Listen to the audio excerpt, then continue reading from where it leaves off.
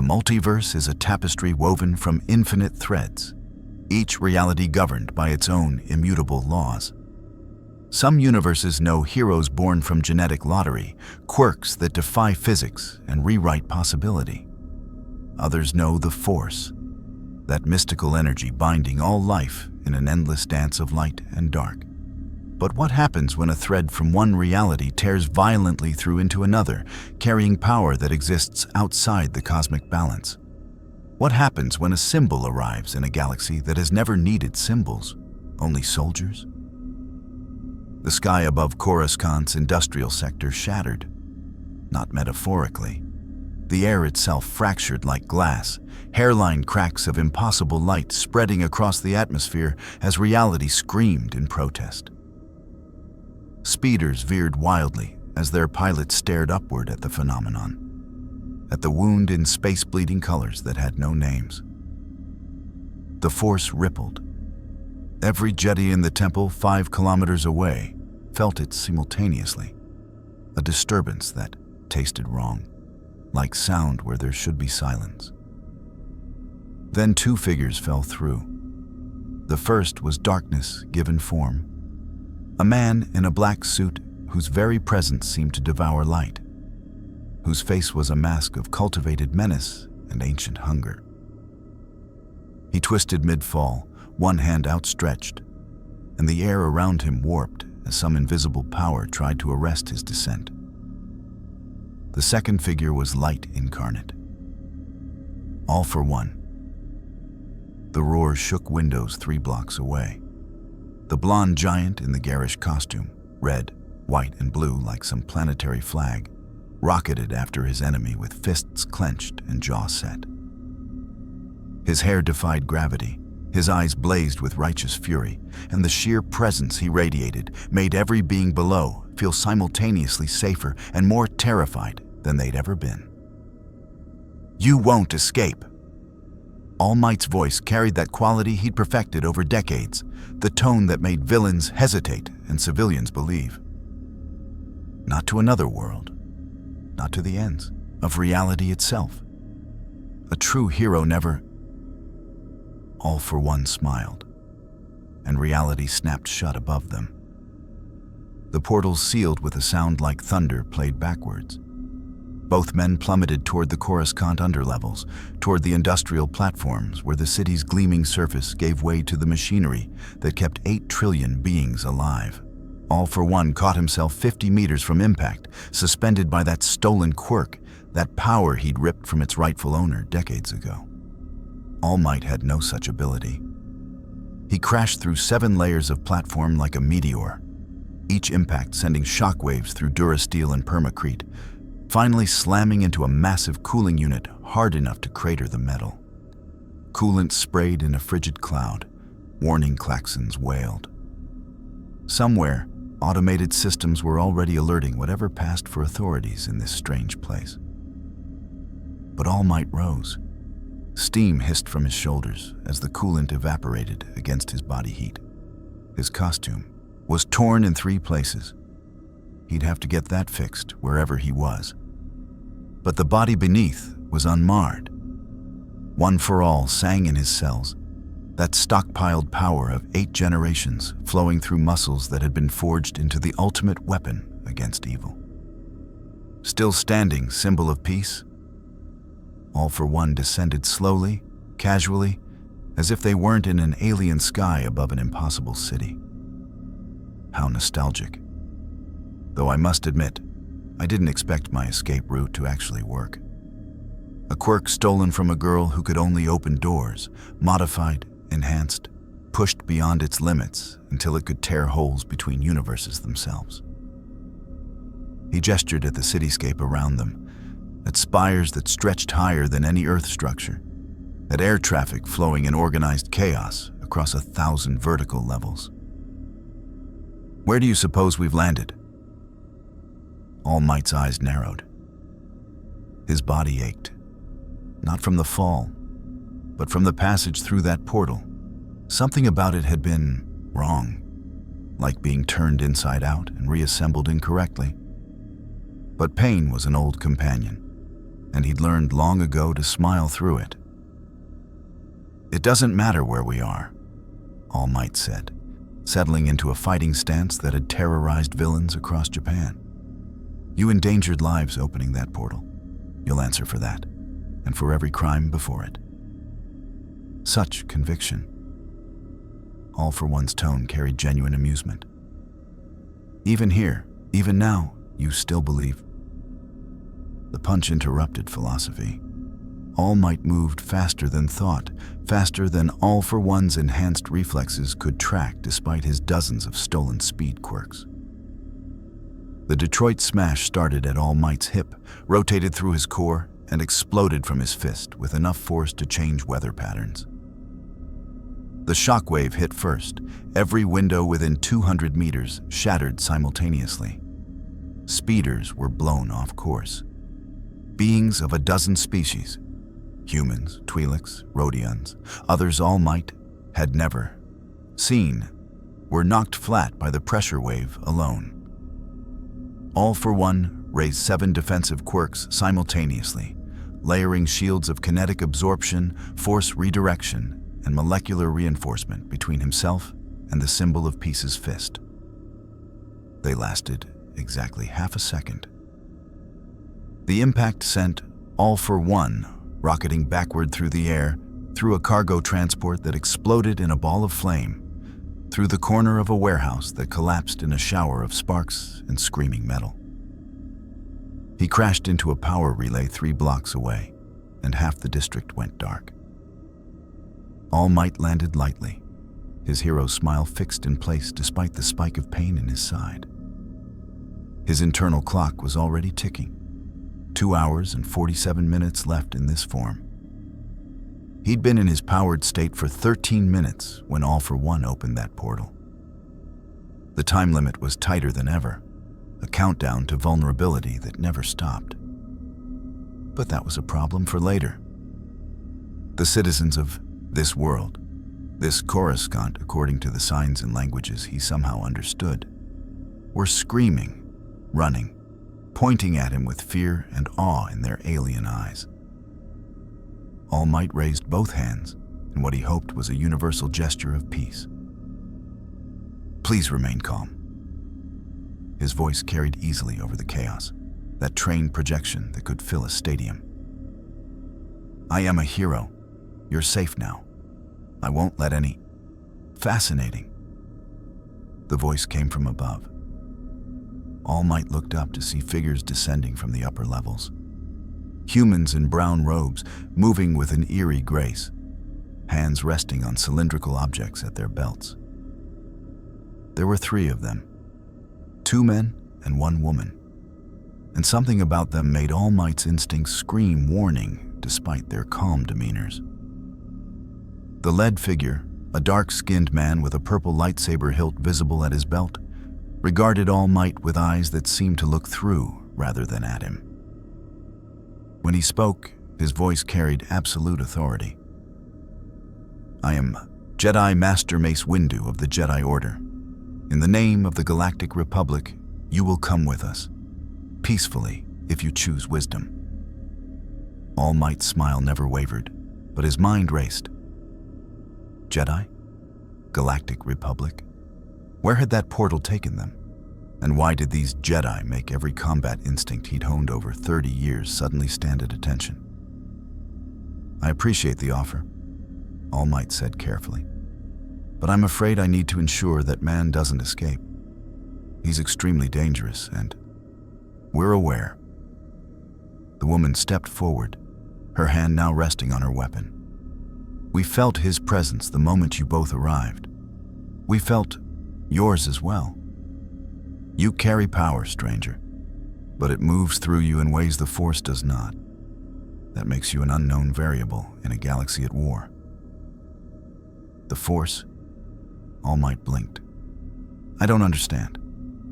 "Listen, if you'll just let me explain." The 3rd Jedi, younger but no less intense, activated his weapon. A blade of pure blue light erupted from the hilt with a sound like reality being cut, humming with contained energy that made the air shimmer. All Might had seen energy weapons before, villain quirks that threw plasma, heroes who could generate cutting beams. But something about this was different. Refined, elegant, deadly. "You will come with us," Mace Windu repeated, and now his blade ignited too. Purple light that bathed his stern features in an otherworldly glow. "One way or another, you will answer to the Jedi Council. This is not a request." All Might's smile finally faded. He'd crossed dimensions chasing the greatest villain he'd ever known, crashed into a city of impossible scale, and now stood facing warriors who radiated danger in ways he couldn't quite define. Somewhere in this alien metropolis, All for One was already planning his next move. The time limit in All Might's chest continued its inexorable countdown, and these Jedi wanted him to surrender. "I'm sorry," All Might said, meaning it genuinely. "But I'm afraid I don't have time for bureaucracy. People are in danger. That's all the authority I need." The Force rippled with warning as the symbol of peace settled into a fighting stance. And above them, in the Chancellor's office, high in the Senate building, a man with kind eyes and a politician's smile felt the disturbance and allowed himself the smallest, most satisfied grin. In a galaxy orchestrated toward his ultimate design, variables were usually problems. But sometimes, Palpatine mused, they were opportunities. The standoff lasted exactly 3 seconds. Mace Windu struck first, not with his blade, but with the Force. His hand swept forward in a gesture All Might didn't recognize, and suddenly the air itself became a weapon. Invisible pressure slammed into All Might's chest like a wave, enough force to send a speeder tumbling end over end. All Might slid backward 1/2 meter, boots screeching against metal, then stopped. The Jedi Master's eyes widened fractionally, the most surprise he'd shown in a decade. The telekinetic push that should have sent this stranger flying into the next district had barely moved him. Mace Windu had once used that same technique to crush a battalion of battle droids. This man had anchored himself through sheer physical presence. Impressive, Windu admitted, but insufficient. All 3 Jedi moved in perfect synchronization, a coordination born from years of training and the Force flowing between them like shared thought. The younger Jedi, a Padawan by his braid, came low with a sweeping strike. The woman flanked right, her green blade humming toward All Might's shoulder. Mace Windu drove straight forward, purple lightning seeking center mass. All Might had fought speedsters, precognitive quirk users, and villains who could read muscle movements before they happened. These warriors moved with similar prescience, their blades carving patterns in the air that seemed to anticipate his response before he made it. So he stopped trying to be unpredictable. Instead, he became inevitable. The Padawan's low sweep met All Might's shin. The lightsaber struck with a sound like industrial cutting equipment, and the blade, which could slice through blast doors, burned through the outer layer of All Might's costume. Smoke curled from the fabric. The Padawan's face showed triumph for exactly 1 instant. Then, All Might's leg moved. The kick was casual, almost gentle by All Might standards. Maybe 1% of his full power. It caught the Padawan in the chest and sent him rocketing upward so fast he became a blur, crashing through hover traffic lanes, through advertising holograms, finally embedding in the underside of a platform 200 meters above. The woman's blade reached All Might's shoulder simultaneously. Lightsaber met flesh, and for a moment the blade bit deep enough to draw blood. A thin line of red appearing as the plasma tried to burn through muscle, enhanced by 8 generations of stockpiled power. Then All Might flexed. His shoulder muscle tensed, and the lightsaber was pushed away, the blade skittering off reinforced tissue like metal striking stone. The woman's shock cost her the initiative. All Might's hand shot out. Not a punch, just an open palm pushed to her sternum. And she flew backward in a controlled arc, her Jedi reflexes allowing her to flip and land on her feet 15 meters away. Mace Windu's blade found its mark. The purple lightsaber drove toward All Might's heart with the speed and precision of a master who'd ended Sith Lords and dark side abominations. The blade struck true, piercing through torn costume fabric, making contact with the symbol of Peace's chest. And stopped. Not pushed away, not dodged.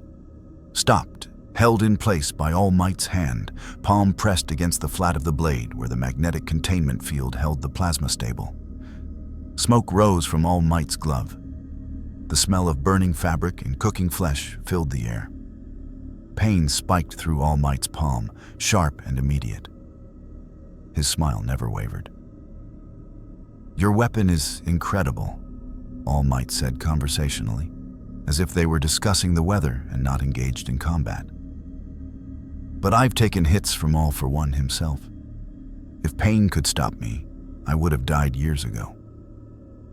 Mace Windu's face remained impassive, but his mind raced. This man had just caught a lightsaber, the elegant weapon of the Jedi, the blade that could cut through almost anything in the galaxy. With his bare hand, the Force showed him no deception, no trick, just impossible physical durability and strength that defied every biological model the Jedi had encountered. "You're not Sith," Windu said, applying more pressure to his blade. The lightsaber cut deeper into All Might's palm, millimeter by millimeter. "You don't touch the dark side, but you're not Jedi either. The Force flows around you, not through you. What are you?" "A hero." All Might's grip on the blade tightened. "And I'm asking you politely, stop this. I don't want to hurt you, any of you." "Then surrender." "Can't do that." All Might's free hand clenched into a fist. "Every second we waste here, All for One gets further away. He's killed thousands, enslaved hundreds, and if he's loose in your galaxy, the death toll will be catastrophic. So please." The Force screamed warning. Mace Windu disengaged, leaping backward with enhanced agility just as All Might's fist came forward. The punch wasn't aimed at the Jedi Master. It was aimed at the air beside him. But the shockwave that erupted from All Might's knuckles didn't care about precision targeting. The Texas smash detonated like a bomb. Hurricane force winds exploded outward in a cone, catching Mace Windu even in mid-leap and sending him tumbling. Speeders were blown off course across 3 levels of traffic. Windows that had somehow survived the earlier clash now disintegrated. Civilians screamed as they were knocked flat, as cargo containers tumbled, as the very air seemed to rebel against physics. All Might stood at the epicenter, costume smoking, palm bleeding, face set in determined lines. He hadn't wanted this. Every instinct in his hero's soul rebelled against fighting these warriors who seemed to be protectors. But he'd learned long ago that good intentions mattered less than good outcomes. And the outcome he needed was finding All for One before the villain could hurt anyone in this world. The Padawan recovered first, dropping from above with his blade raised high. All Might caught him by the wrist, gently, so gently, careful not to crush bones, and simply held him suspended in the air like a child. The young Jedi struggled, trying to use the Force to break free, to push, to strike. Nothing worked. "Please," All Might said quietly, meeting the Padawan's eyes. "I don't want to fight you. You're clearly a protector. We should be allies, not enemies." "Then why resist?" The woman had regained her position, blade raised but not attacking. Her voice carried genuine confusion. "The Jedi serve peace and justice. If you're truly a hero, you should welcome the Council's judgment. Because I've seen what councils and judgment mean." All Might set the Padawan down carefully, releasing his wrist.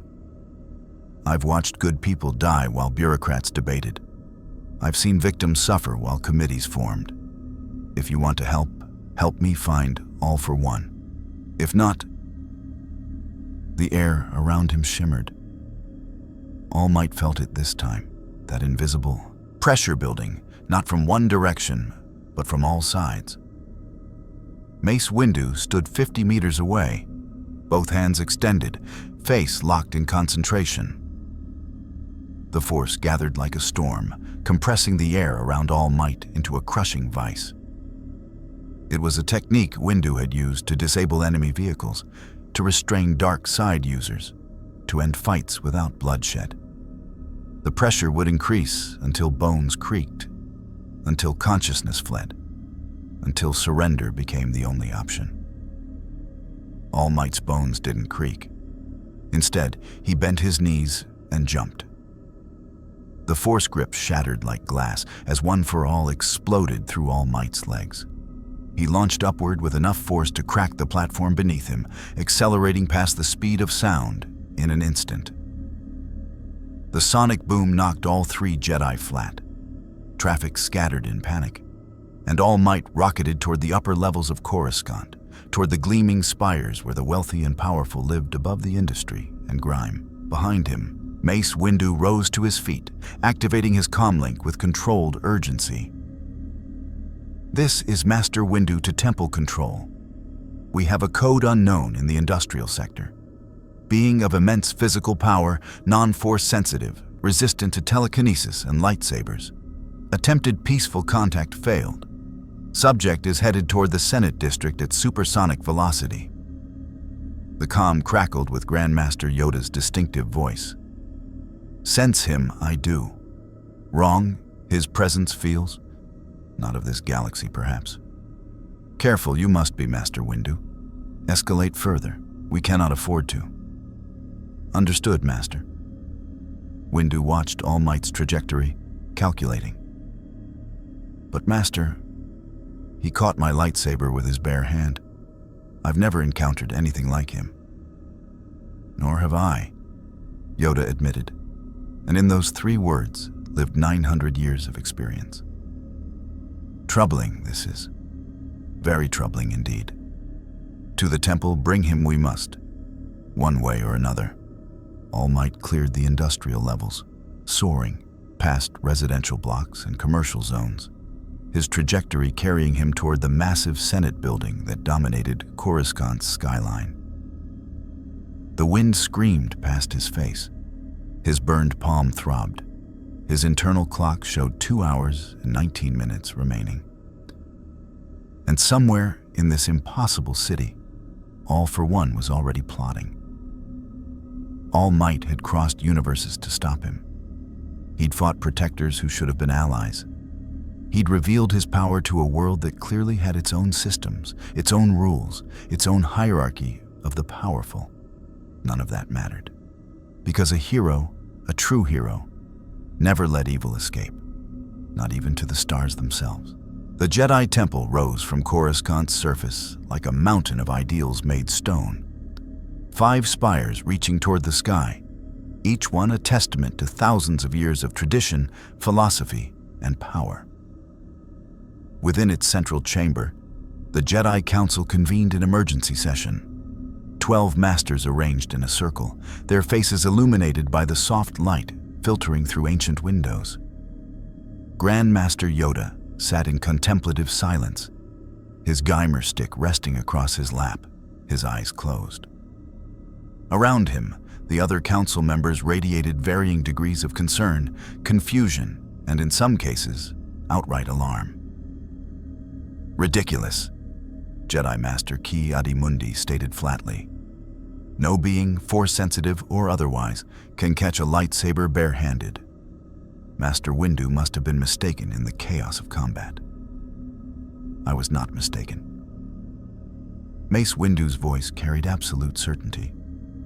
He stood at the chamber's center, his burnt glove removed, showing the council the scorch marks on his own hand from where his lightsaber had overheated while pressed against impossible resistance.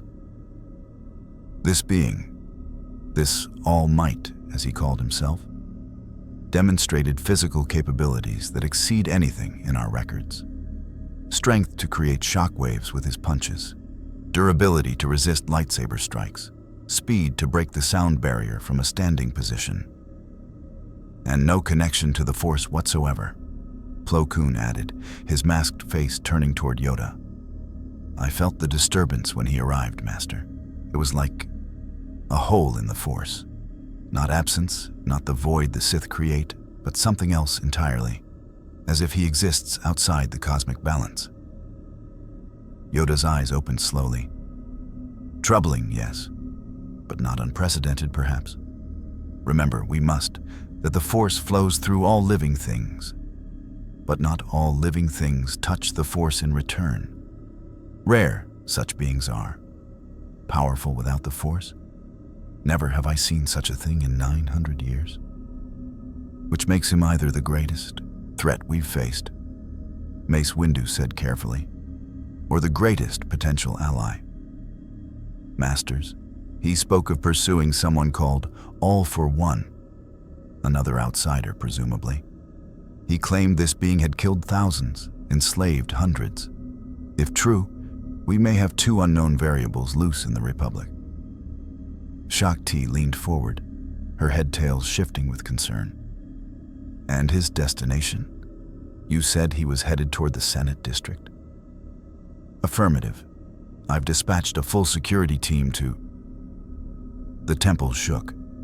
Not violently, not catastrophically, but enough that every Jedi in the council chamber felt it. A tremor running through the Force itself, as if reality had been struck like a gong. Yoda's ears perked up. Mace Windu's hand went to his lightsaber. Report! Master Windu barked into his comlink. Sir! The voice on the other end was young, panicked. The unknown being he just landed in the temple courtyard. He jumped from the Senate District, that's 5 kilometers, and stuck the landing without even bending his knees. He's requesting an audience with the council. Says he wants to explain before anyone else gets hurt. The council members exchanged glances. Some hands moved toward weapons. Others remained still, curious. Yoda struck his stick against the floor once, decisively. Bring him in, you will. But cautious, remain. If attack he does, ready we must be. 10 minutes later, All Might stood in the center of the Jedi Council chamber. He'd taken the time during his escort through the temple to observe, to catalog, to understand. The building was massive, easily the size of UA Academy back home, but with an air of ancient gravitas that the hero school lacked. The warriors who walked these halls moved with quiet confidence, their robes simple, but their bearing proud. Children trained in courtyards, their movements precise under the watchful eyes of instructors. It reminded him, uncomfortably, of child soldiers, but he kept that observation too, himself as he stood before the council, 12 pairs of eyes studying him with varying degrees of suspicion and curiosity. His costume was torn in several places, his glove still smoking from where he'd caught the lightsaber, blood seeping slowly through the fabric on his palm. He smiled anyway. Thank you for seeing me, All Might began, his voice carrying that heroic timbre that had reassured millions. I apologize for the earlier misunderstanding. I know how it must have looked. A stranger falling from the sky, causing destruction, resisting your authority. But I promise you, I mean no harm to your people or your Republic, was it? Pretty words. A red-skinned Togruta woman, Shakti, said carefully. But Master Windu reports you injured one of our Padawans and resisted arrest with considerable force. The Padawan attacked first, and I was careful not to seriously hurt him, All Might replied, meeting her gaze steadily. I could have. I didn't. That should tell you something about my intentions. It tells us you have restraint, Mace Windu said from his seat. It doesn't tell us what you are, where you come from, or why you're here. Start with those answers, and perhaps we can avoid further conflict. All Might nodded slowly. How did you explain quirks to people who'd never heard of them? How did you describe a world where superpowers were genetic lottery, where heroism was a licensed profession, where villains threatened society on a daily basis? My name is Toshinori Yagi, he began. Though most people know me as All Might, the symbol of peace. I come from a world called Earth, though clearly not the same Earth you know. He gestured vaguely at the window, at Coruscant's impossible skyline. In my world, roughly 80% of the population has what we call quirks, genetic abilities that manifest in childhood. Flight, super strength, elemental control, you name it. I possess a quirk called One for All, which allows me to stockpile power and pass it to a successor. Genetic abilities? Ki-Adi-Mundi's elongated head tilted thoughtfully. Fascinating. We have force sensitivity passed through bloodlines, but this sounds more widespread, more biological than mystical. Perhaps. All Might's expression darkened. But with power comes those who abuse it. In my world, we have heroes. Licensed protectors who use their quirks to save people and fight villains. I've been the #1 hero for decades, and my greatest enemy, the man I was pursuing when we fell through that portal, is called All for One. The name hung in the air like a curse. He possesses a quirk that allows him to steal other people's abilities and stockpile them within himself. He's lived for over a century, accumulating power, spreading chaos, creating villains. I've fought him twice. The first time nearly killed us both. All Might gestured to his side. Where hidden beneath his costume, the massive scar tissue told the story of a battle that had cost him his stomach, a lung, and his future. The second time, I won. Barely. But he escaped through a portal created by a stolen quirk, a dimensional rift that brought us both here. Yoda's eyes had been closed throughout the explanation. Now they opened, ancient and knowing. This All for One. Describe him, you will. Tall, but not as tall as me. Dark suit, always impeccably dressed. His face was damaged in our first fight, so he wore a mask last I saw him. But his presence, All Might struggled to find words. It's like darkness made manifest, not metaphorically. When he's near, people feel it. Hope dies, fear grows. He radiates malevolence the way fire radiates heat. The other disturbance, Plo Koon said quietly. The one we felt alongside yours. Dark, consuming, wrong. It matches your description, All Might. And if this being has powers to steal abilities from others, then he's already hunting. Mace Windu finished grimly. In a galaxy full of force-sensitive beings, mercenaries with cybernetic enhancements, soldiers with specialized training, he'd have targets everywhere. Exactly. All Might's fists clenched. Which is why I need to find him quickly before he hurts anyone. Before he builds an army here like he did back home. I don't know how your force works, but if he can steal it, adapt it, combine it with the dozens of quirks he already possesses. He didn't need to finish the thought. The council members understood implications well enough. A question I have. Yoda's voice cut through the tension. This power of yours, One for All you called it. Feel it, I cannot through the Force. Yet mighty you are, this is clear. How? All Might considered the question. One for All is physical. Its power stockpiled through 8 generations of users, each one adding their strength to the next, passing it on like a torch. It lives in my body, in my cells, in my very DNA. It's not mystical or spiritual. It's biological enhancement, pushed to an extreme. So you're essentially a genetic anomaly. Ki-Adi-Mundi mused. Enhanced human, but still human. Remarkable. And your time limit? Mace Windu asked sharply. You checked something, a chrono perhaps, during our fight. You're operating under some constraint. Perceptive, All Might thought. He'd hoped they wouldn't notice.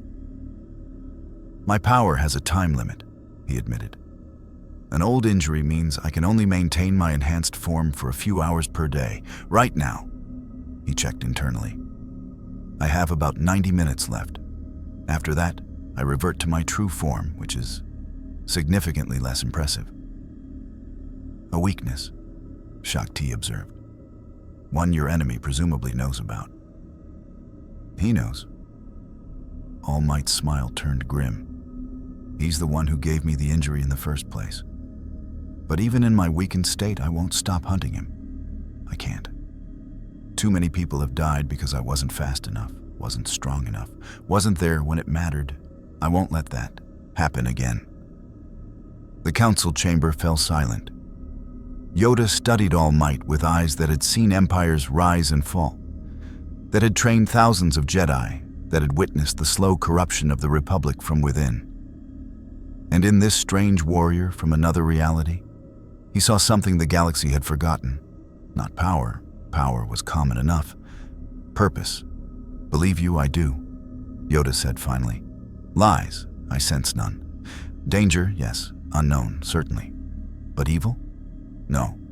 A protector you are in your soul. This, the Force shows clearly.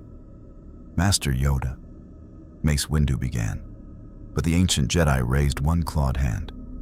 Decided, my mind is. Help him, we should. But first, test him we must. Not of his strength, proven, that is. Of his wisdom, his restraint, his commitment to life over victory. All Might's eyes narrowed. What kind of test? Yoda smiled, revealing small teeth. Spar with us, you will. Not to injure, but to learn. Show us how a hero from another world fights when his power must be controlled. Show us if trust you we can. Mace Windu rose from his seat, his hand moving to his lightsaber. Around the chamber, 3 other masters stood, Ki-Adi-Mundi, Plo Koon, and Shakti. 4 of the Jedi Order's finest warriors, preparing to face this impossible outsider. Not to kill, to understand. All Might looked at his bleeding palm, thought about his ticking time limit, considered the villain loose somewhere in this galaxy. Every second here was a second All for One could be hurting people. But these Jedi were offering something he desperately needed. Allies. Information. Resources. And maybe, just maybe, they could teach him something about fighting in a galaxy where his punches alone wouldn't be enough. All right, All Might said, settling into his fighting stance. But when I pass your test, you help me find All for One. Deal? Yoda's smile widened. Deal, it is. Begin, we shall. 4 lightsabers ignited as one, bathing the council chamber in blue, green, purple, and orange light. And the symbol of peace prepared to show the Jedi Order exactly what heroism looked like. The council chamber was designed for contemplation, not combat. Ancient meditation cushions ringed the circular space. Durasteel walls inscribed with Jedi philosophy in a dozen dead languages. Windows showing the eternal sprawl of Coruscant below. It had witnessed 10,000 debates, countless decisions that shaped galactic history. It had never been an arena, until now. First rule, Mace Windu announced, his purple blade held in a classical Vapad stance. Aggressive, fluid, ready to redirect any attack back at its source. No fatal strikes. This is an assessment, not an execution. Second rule, Plo Koon added, his orange blade humming beside Windu's purple. The Keldor's masked face was unreadable, but his voice carried dry humor. Try not to destroy the temple. It stood for 1,000 years. We'd rather not explain to the council why there's suddenly a hole in it. Third rule, Ki-Adi-Mundi said, taking position with Shakti at All Might's flanks. Show us what you can do.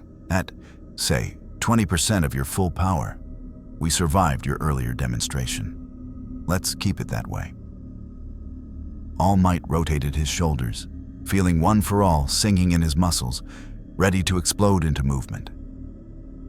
20%? He could work with that. Back home, he used similar restraint when sparring with students. Enough power to challenge without endangering.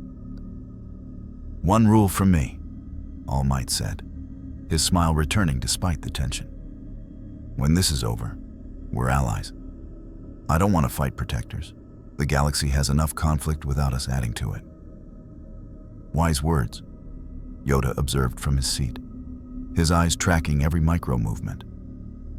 "See if wise actions follow, we will." Mace Windu moved first. The Jedi Master closed the distance in 3 steps, each one perfectly balanced, his blade tracing a complex pattern designed to overwhelm defenses through sheer technical mastery. Vapad, the 7th form of lightsaber combat, the one that channeled aggression and turned it into precision. The purple blade came at All Might from 7 angles in 2 seconds, each strike flowing into the next like water. All Might dodged the first 3 by millimeters, his enhanced perception tracking the plasma blade's path. The 4th strike he caught, not with his bare hand this time, but with the reinforced bracer on his forearm. The lightsaber bit into the metal, burning through the outer layer, heat washing over All Might's skin. He twisted, and Windu's blade was yanked off target. The Jedi Master rolled with it, using the momentum to spin and strike from a new angle. But All Might had already moved, stepping inside Windu's guard with speed that shouldn't be possible for someone his size. His fist came up in a controlled uppercut. Exactly 20% power, he'd calibrated it perfectly, aimed at Windu's solar plexus. The Force screamed warning. Windu threw himself backward, using telekinesis to enhance his retreat, clearing 3 meters in an instant. The uppercut passed through the space where his chest had been, the wind pressure from the near miss ruffling his robes and scattering the meditation cushions like leaves. "Fast," Windu acknowledged, landing in a crouch. "But isolated. You're fighting 4 opponents, All Might, not 1. Plo Koon struck from behind. The Keldor Jedi was known for his electric judgment, the rare ability to channel the Force into lightning without touching the dark side. But he relied on traditional blade work now. His orange lightsaber came in a horizontal slash aimed at All Might's hamstrings, a disabling strike that would end the fight without killing. All Might jumped straight up, 3 meters. Casual, controlled, landing on one of the stone pillars that supported the chamber's domed ceiling. He crouched there like a gargoyle, grinning down at the 4 Jedi Masters who suddenly had to account for 3-dimensional combat. "In my world," All Might called down, "we call this taking the high ground, though I suspect you've heard that phrase before." "Indeed." Shakti's voice carried amusement as she leaped after him, her own Force-enhanced jump carrying her to a parallel pillar. Her green blade traced elegant arcs through the air. Makashi form, the duelist style, all precision and economy of motion. She struck from her pillar toward his, blade extended. All Might pushed off his perch, flipping through the air with acrobatic grace that seemed impossible for someone his size. He caught another pillar mid-flip, swung around it like a gymnast, and launched himself toward Ki-Adi-Mundi with a flying kick. The Syrian Jedi raised both hands. The Force gathered like a wall, invisible pressure meant to stop All Might's momentum cold. It was a technique that could halt charging reek beasts, that could freeze thermal detonators mid-flight. All Might's kick hit the Force barrier and pushed through it. Not easily, not like it wasn't there, but with the inexorable pressure of a hydraulic press. Ki-Adi-Mundi's eyes widened as he poured more power into the barrier, felt it compress and buckle under physical force that exceeded anything the Force could generate. At the last instant, he released the barrier and dodged sideways. All Might's foot struck the chamber floor. The durasteel cracked like glass, fractures spiderwebbing out in a 10-meter radius. The entire temple shook. Somewhere below, Padawans in training stumbled, looked up in alarm, wondering if Coruscant was experiencing a seismic event. 20%, he said. Plo Koon's dry observation carried across the chamber. I shudder to imagine 100. You don't want to, All Might admitted, straightening from his landing. Trust me on that. All 4 Jedi struck simultaneously. They'd been coordinating through the Force the entire fight, sharing information faster than words, planning combinations that required perfect timing and absolute trust. Now they executed a technique reserved for the most dangerous opponents, the Cardinal Cross, 4 lightsabers converging from perpendicular angles, leaving no escape route, no defense, only surrender or defeat. Mace Windu came from the front, his purple blade seeking center mass. Shaak Ti descended from above, her green blade aimed for the shoulders. Plo Koon swept low, his orange blade targeting the legs. Ki Adi-Mundi thrust from behind, his blue blade driving toward the spine. 4 directions, 4 masters, 4 weapons that could cut through almost anything. All Might spun. It wasn't a martial arts technique, nothing fancy, nothing trained. Just a simple spin, arms outstretched, his entire body becoming a blur. The wind pressure from the rotation hit the Jedi Masters like a wall, disrupting their timing by crucial microseconds. Lightsabers hissed through the space where All Might had been, missing by centimeters. And as he completed the spin, All Might's hands shot out and caught 2 lightsaber blades simultaneously. His right hand caught Windu's purple blade. His left caught Shaak Ti's green. Smoke rose from his palms, even through his gloves. Even with his durability, the plasma burned. Pain spiked through his nervous system, sharp and immediate. He held on anyway. I told you before, All Might said through gritted teeth, his smile now edged with steel. Pain doesn't stop me. It never has. It never will. He yanked. Both Jedi Masters were pulled off balance, their weapons held in place by grip strength that defied possibility. For one instant, they were vulnerable, overextended, caught between holding their weapons and maintaining their stance. All Might released the blades and clapped his hands together. The shockwave exploded outward like a bomb, a concussive blast of air pressure that sent all 4 Jedi Masters tumbling backward. Meditation cushions disintegrated. Windows cracked. The ancient inscriptions on the walls trembled as if the very stone was reconsidering its structural integrity. And in the center of the maelstrom, All Might stood with smoking hands and an undiminished smile. Had enough? He called over the ringing echoes. Or do we keep going? Silence. Then, slowly, Mace Windu began to laugh. It was a sound rarely heard from the stern Jedi Master, genuine, surprised, almost delighted. He deactivated his lightsaber and stood, dusting off his robes with exaggerated care. Enough, Windu said, and there was new respect in his voice. You've proven your point, All Might. You possess power that rivals anything in this galaxy, and more importantly, he gestured at the 4 Jedi Masters, all still alive, all uninjured beyond bruised pride. You know how to control it.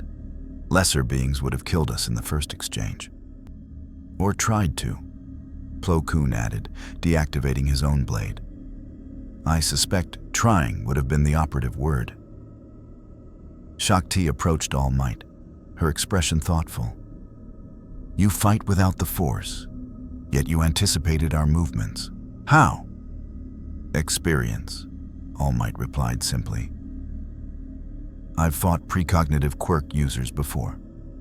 You can't predict what I'll do if I commit to one action completely, with no hesitation, no alternate plans. Precognition only works if there are decisions to predict. I decided to tank your attacks and power through. Nothing to see ahead of time. Fascinating, Ki-Adi-Mundi mused. A counter to force precognition based purely on committed action and durability.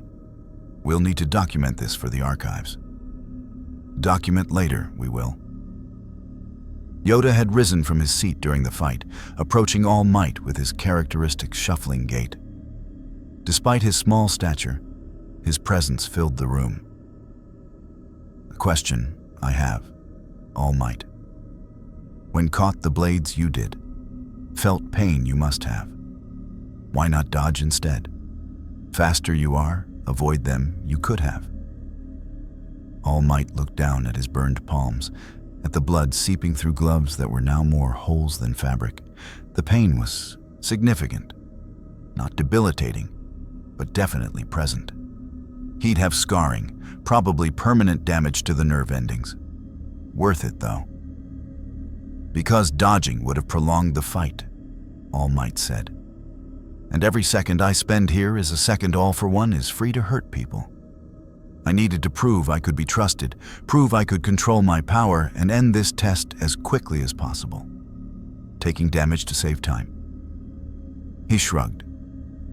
That's what heroes do. The council chamber fell silent again, but this time the silence carried weight.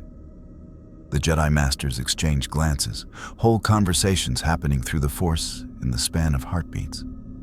Finally, Yoda struck his stick against the floor once. Past you have.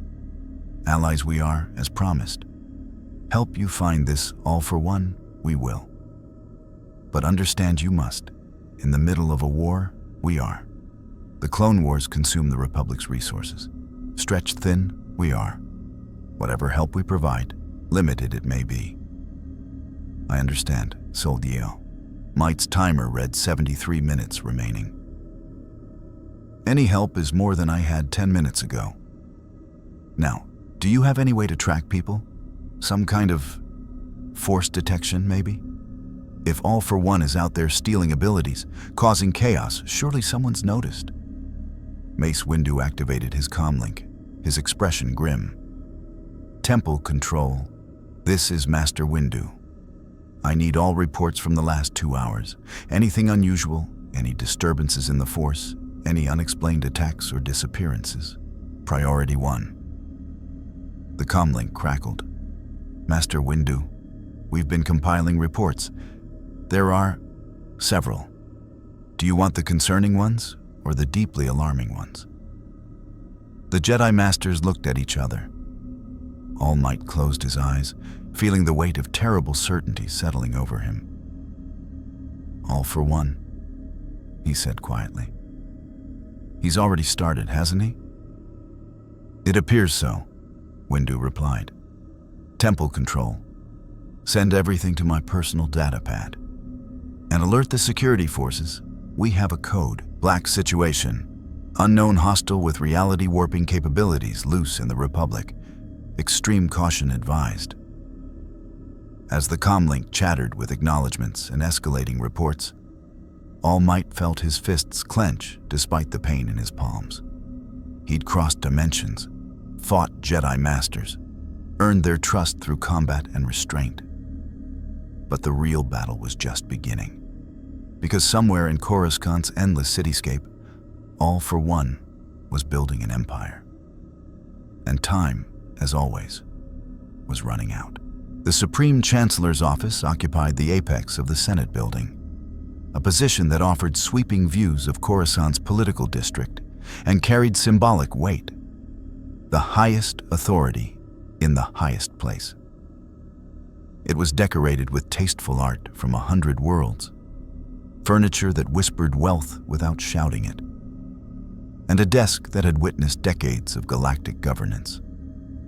Behind that desk sat Sheev Palpatine, his face arranged in its customary expression of grandfatherly concern as he reviewed reports on his datapad.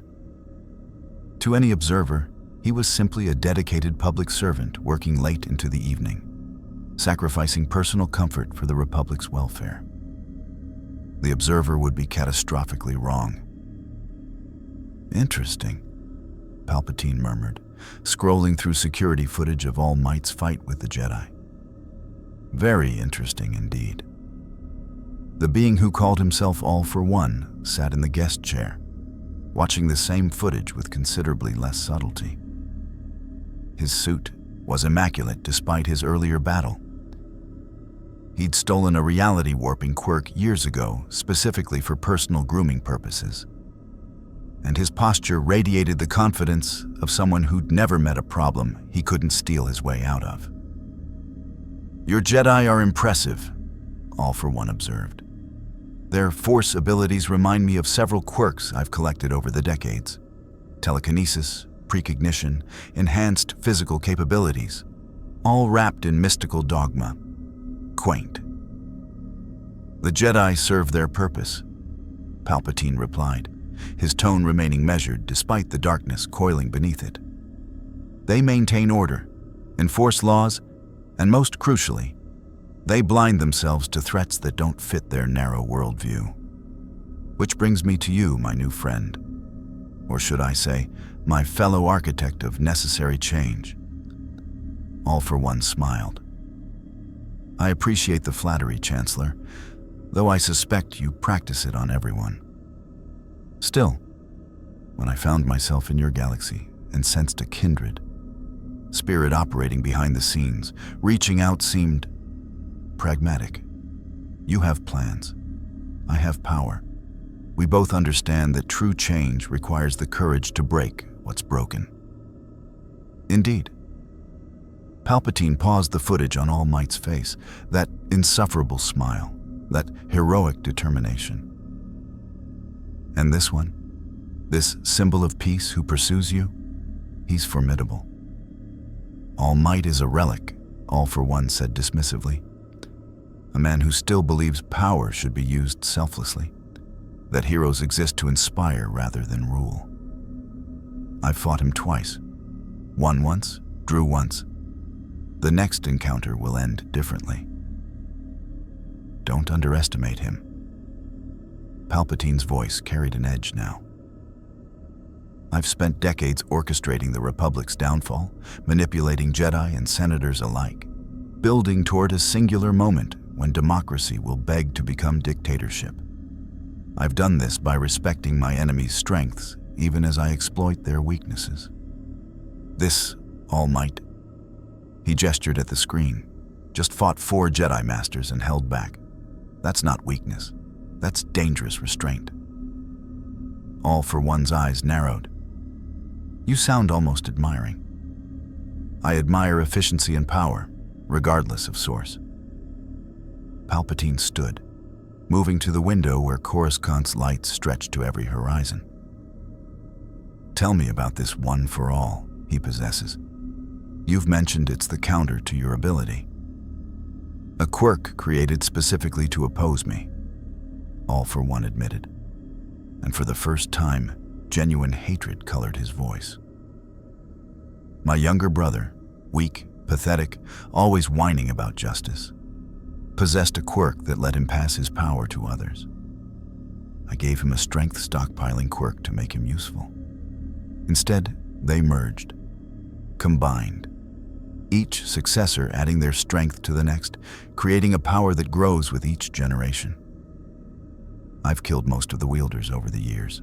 All Might is the 8th, and despite my best efforts," his hand drifted to his masked face, touching the hidden scars beneath. "He's proven frustratingly difficult to eliminate." "Fascinating." Palpatine turned from the window, and for just an instant, his eyes flashed yellow with dark side power before resuming their normal appearance. A power that builds through legacy, through sacrifice, through passing the torch. Very Jedi-like, actually, which means it has the same fundamental flaw, which is, it depends on hope. Palpatine's smile was a politician's smile, warm and empty. And hope, my friend, is the easiest thing in the galaxy to extinguish. You simply remove the symbols that inspire it. Tell me, how much time does All Might have before his power fails him? All for One's smile returned. Based on the damage I inflicted during our last battle, Perhaps an hour in his current state, maybe less. The injury I gave him slowly consumes his power. Every day he grows weaker. Every transformation, shorter. Time is my greatest ally against the symbol of peace. Then we have an opportunity. Palpatine returned to his desk, activating a holographic display of Coruscant's lower levels. The industrial zones, the areas where Republic law was more suggestion than mandate. You've already begun collecting abilities from this galaxy, yes? 3 so far. All for One held up his hand, and electricity crackled between his fingers. Force lightning, stolen from a dark Jedi he'd encountered in the underworld. Your force is remarkably easy to take. These wielders don't guard their power. They think it's mystical, untouchable. They're wrong. Force sensitivity is genetic, but manifests spiritually, Palpatine explained. The midi-chlorians in the blood create the connection, but the Force itself flows through all life. If you can steal that connection. He trailed off, implications hanging heavy. Then every Force user in your galaxy is a resource waiting to be harvested. All for One's smile widened. Chancellor, I believe this is the beginning of a beautiful partnership. You want the Jedi destroyed, the Republic transformed. I want power and revenge against all might. Our goals align beautifully. With one caveat, Palpatine's voice hardened. I've spent decades building toward Order 66, the moment when my clone army will execute every Jedi simultaneously across the galaxy. That plan cannot be jeopardized by your enthusiastic harvesting. The Jedi must not discover the truth before the trap is sprung. Patience was never my virtue, All for One admitted. But I understand long-term investment. Very well, Chancellor. I'll be subtle, mostly. But I need something from you in return. Name it. Information on All Might's allies. He'll have contacted your Jedi by now, convinced them he's trustworthy. I need to know who's helping him, what resources he has access to, and most importantly, All for One leaned forward. I need a way to separate him from his support structure. Heroes are strongest when they have people to protect. Remove that, isolate him, and he becomes just another powerful opponent. Manageable. Palpatine considered this, his fingers steepled in thought. The Jedi will likely assign him to the war effort. We have a battle coming on Christophsis. A separatist blockade, Republic forces pinned down. The perfect scenario for a hero to make a difference. If All Might goes there, he'll be far from Coruscant, surrounded by war, with limited support. And if the battle were to go poorly, if civilians were caught in crossfire, he'd exhaust himself saving them, All for One finished, leaving him vulnerable when I arrive. Chancellor, you have a gift for strategy. I've had practice. Palpatine activated his comlink. Masameda, please inform the Jedi Council that I'm requesting their assistance with the Christophsis situation. Tell them I need their strongest available warrior, someone who can inspire the troops and turn the tide. I believe they have a new asset that would be perfect for the assignment. The comlink acknowledged, and Palpatine ended the transmission. It will take time to arrange, the Chancellor said. A day, perhaps 2. In the meantime, continue your collection efforts, but avoid the Temple District. Focus on the underworld, the criminal elements. They won't be missed, and their abilities will serve your purposes. Criminals and outcasts. All for One stood, adjusting his suit. How familiar. Very well, Chancellor. I'll be the shadow to your light, the chaos to your order. And when All Might falls, when his symbol of peace shatters across this galaxy, what then? Palpatine's smile never wavered, but his eyes held the weight of Sith ambition spanning millennia. Then we reshape this galaxy in our image. You with your collected powers, I with my empire. Two rulers, one republic's corpse. The Jedi scattered, democracy a memory, and order, true order, emerging from the ashes. I like the sound of that. All for One moved toward the door, then paused. One more thing. This dark side you practice. I can feel it, even if I don't fully understand it. Is it similar to my quirk? Taking power, using it without limitation or moral restraint? In philosophy, yes, Palpatine replied. The dark side is power through passion, through breaking chains, through doing what must be done regardless of cost. The Jedi preach balance, peace, surrender. The Sith, my true heritage, understand that peace is a lie. There is only passion. Through passion, we gain strength. Through strength, we gain power. Through power, we gain victory. Through victory, our chains are broken. All for One smiled. Back home, we call that villainy. Here, you call it philosophy. Chancellor, I think I'm going to enjoy this galaxy very much. He left, the door sliding shut behind him with a soft hiss. Alone in his office, Palpatine allowed his mask to drop for just a moment. The grandfatherly Chancellor vanished, replaced by Darth Sidious, Sith Lord, Master, Manipulator, Architect of the galaxy's doom. He returned to the footage of All Might, studying the symbol of peace with the analytical precision of a predator assessing prey. You're strong? Sidious murmured to the frozen image. Perhaps stronger than any single being in this galaxy. But strength alone has never been enough. The Jedi learned that. The Republic is learning it now. And you, symbol of peace, will learn it when everything you're trying to protect burns around you. He waved his hand, and the hologram shifted to show Christophsis, a planet of crystal spires and desperate defenders, caught between Republic pride and separatist ambition. A perfect crucible, a perfect trap. Let's see how well your heroism survives actual war, Sidious said to the empty room.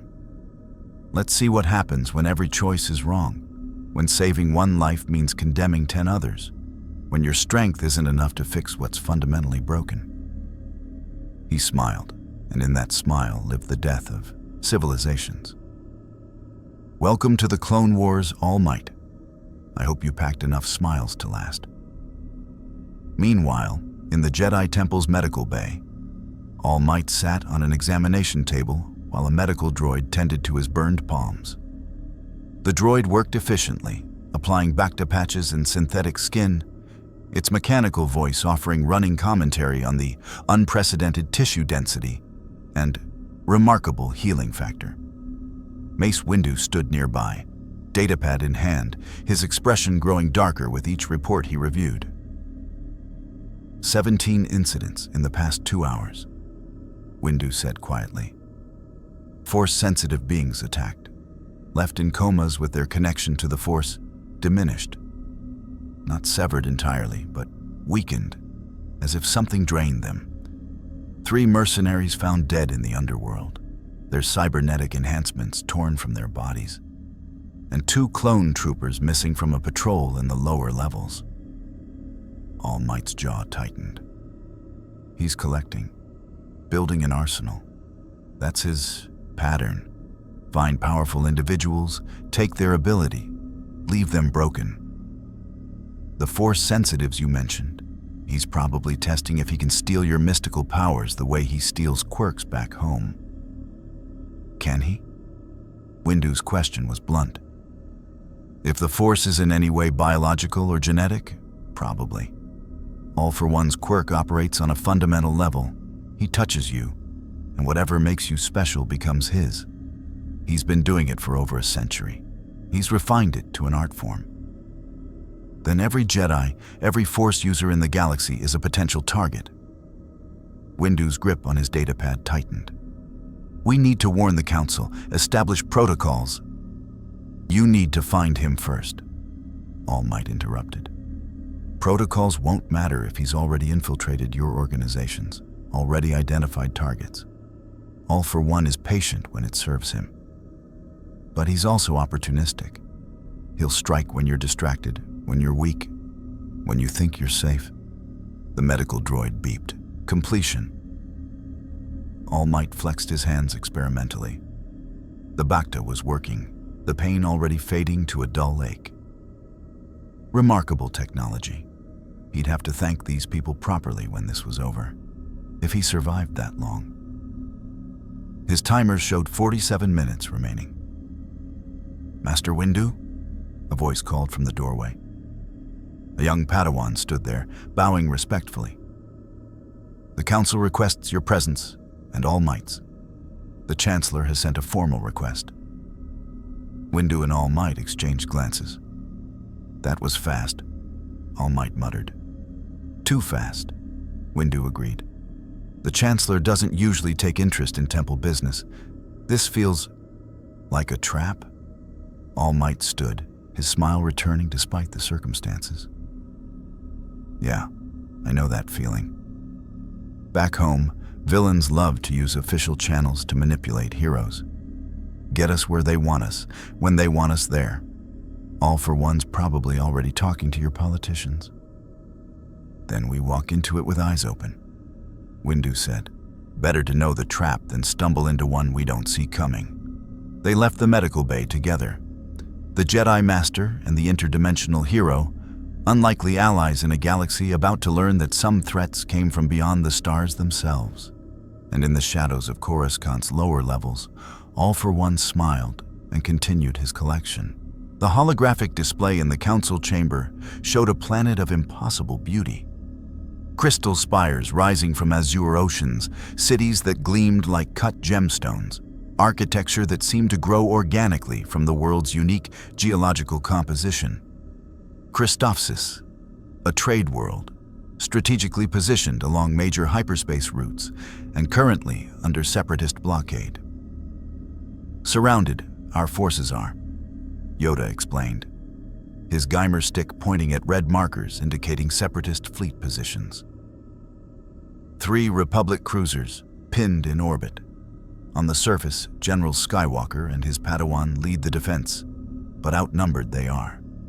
Civilian casualties mounting, reinforcements the Chancellor requests. All Might studied the display with growing concern. The tactical situation was straightforward enough. Republic forces trapped between orbital bombardment and ground assault, civilians caught in the crossfire, resources dwindling. It was the kind of desperate scenario where heroes made differences, or died trying. "You want me to go there?" All Might stated. "Break the blockade, reinforce the ground troops, turn the tide." "The Chancellor specifically requested you," Mace Windu said, and his tone carried layers of suspicion. "He's heard reports of your capabilities and believes your presence could inspire the troops, demonstrate the Republic's strength. Politically, it makes sense. Strategically," he paused, "it feels convenient." "You think it's a trap?" All Might wasn't asking. "I think timing is suspicious," Windu replied. All for One arrives, attacks begin across Coruscant, and within hours the Chancellor requests our newest asset be sent to a distant battlefield. It's either coincidence or coordination. "It's coordination," All Might said flatly. "All for One doesn't do coincidence. If your Chancellor is involved." He let the implication hang. The council chamber fell silent. What All Might was suggesting bordered on treason. That Supreme Chancellor Palpatine, elected leader of the Galactic Republic, might be cooperating with an interdimensional villain. It was absurd. It was also uncomfortably plausible.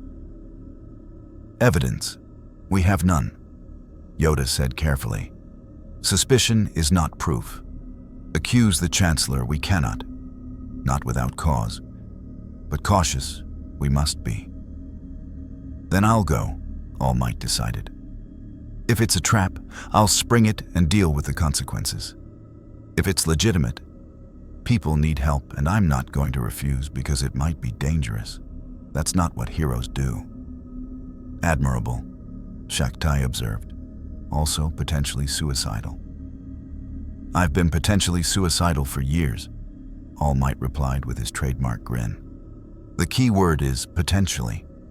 I don't plan on dying anytime soon. Besides, he gestured at the hologram at the civilian centers marked in blue. If I don't go and people die because I was too cautious, I'll never forgive myself. That's not strategic thinking. That's just who I am. Plo Koon studied All Might with his masked gaze. You understand you'll be fighting a war, not stopping crimes. The Separatists aren't villains in the traditional sense. They're an army with legitimate grievances against the Republic, manipulated by hidden powers. Many of their soldiers are droids, but not all. Some are conscripts, believers, beings who think they're fighting for freedom. I understand, All Might said quietly. War doesn't have clean lines between good and evil. I learned that lesson years ago. But innocent people caught in crossfire, civilians who just want to survive, they don't care about politics. They care about living. That's who I protect. Mace Windu nodded slowly. Then you'll have support. I'm assigning Master Obi-Wan Kenobi to accompany you. He's already en route to Christophsis with additional supplies. He's diplomatic, experienced, and... A slight smile crossed Windu's stern features. He's dealt with unconventional warriors before. If anyone can help you navigate Republic military protocol while maintaining your unique approach, it's Kenobi. I appreciate that. All Might checked his internal timer. 39 minutes remaining. When do I leave? Immediately, Yoda said. A transport, prepared for you it is. Master Kenobi, you will meet in orbit. But All Might. The ancient Jedi's eyes locked onto his. Your time limit. Known to us it is. Vulnerable you will be after your power fades. Protect yourself you must. No shame in retreat there is, when survival requires it. All Might's smile softened. Thank you, Master Yoda. But I've never retreated from a fight where people needed me. I'm not starting now. Then may the Force be with you, Windu said formally. Even if you can't touch it, perhaps it can still guide you.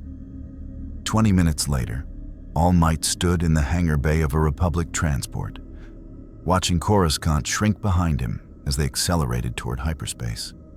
The ship was functional, utilitarian, designed to move troops and supplies, not impress passengers. Clone troopers moved through the corridors with practiced efficiency, their identical faces hidden behind helmets, their movements synchronized. It disturbed him more than he wanted to admit. An army of clones.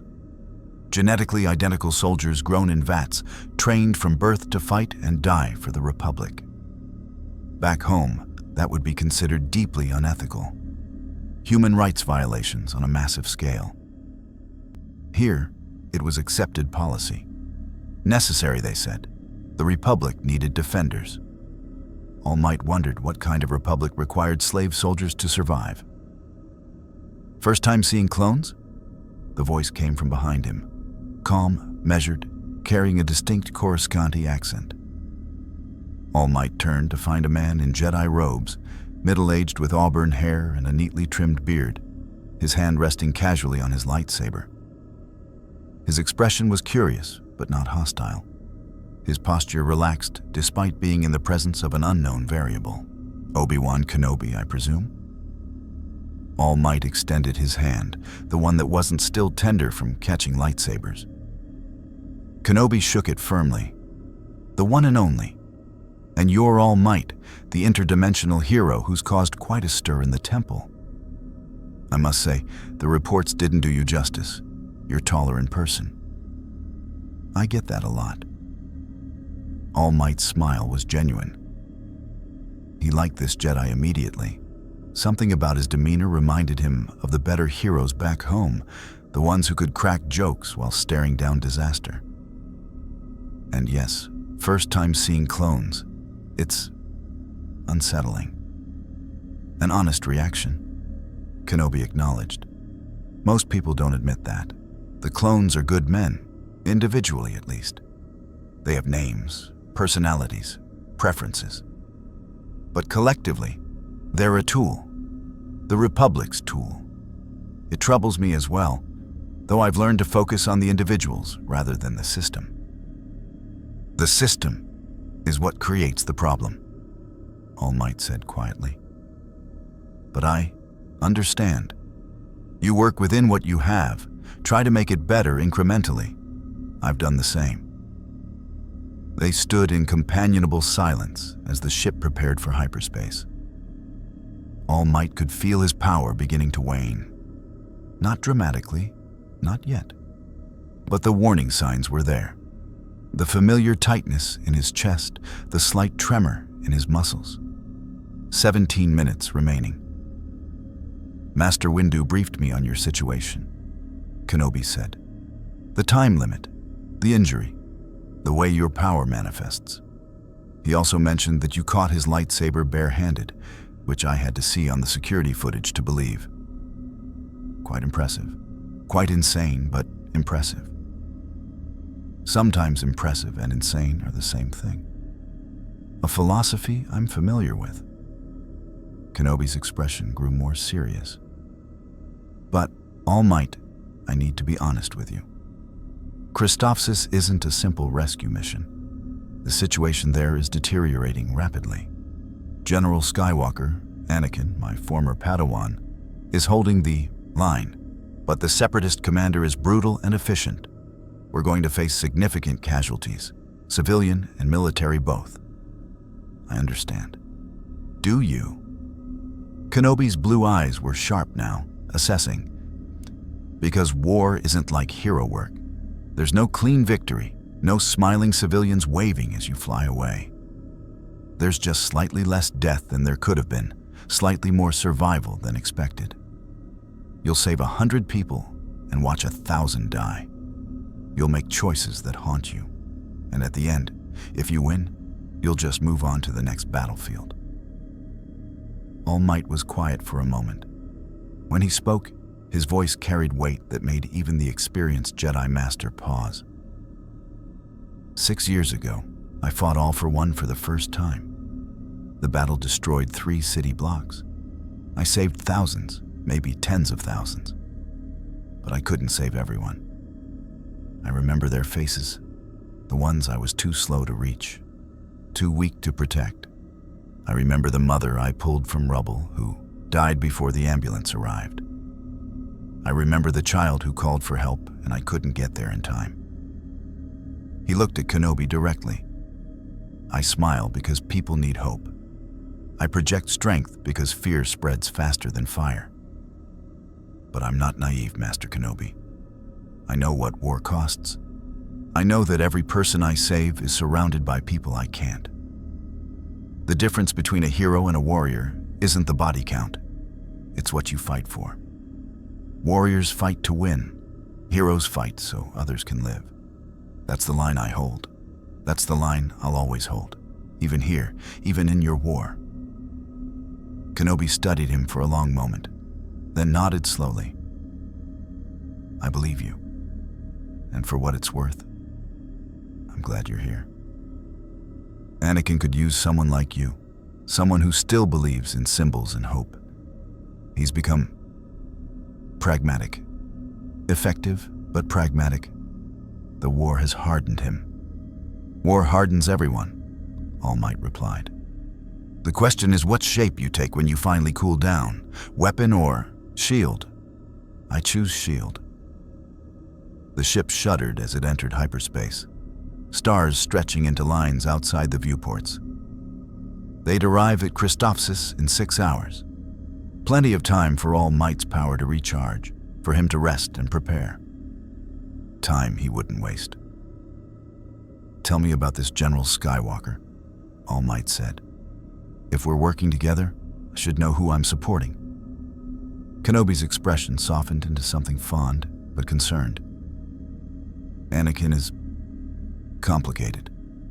Brilliant tactical mind, incredible pilot, one of the most powerful Force users I've ever trained. He cares deeply about his men, refuses to sacrifice them needlessly, and has saved countless lives through sheer determination and skill. But, All Might prompted, but he's reckless, arrogant, struggles with attachment and authority. The Jedi Council worries he's too emotional, too willing to bend rules for outcomes he deems necessary. And lately, since the war started, I've seen darkness in him. Not dark side, not yet, but potential. The war is pushing him toward choices the Jedi way doesn't easily accommodate. Sounds like someone who became a hero for the right reasons, but is being forced to act like a soldier, All Might observed. That's a dangerous position.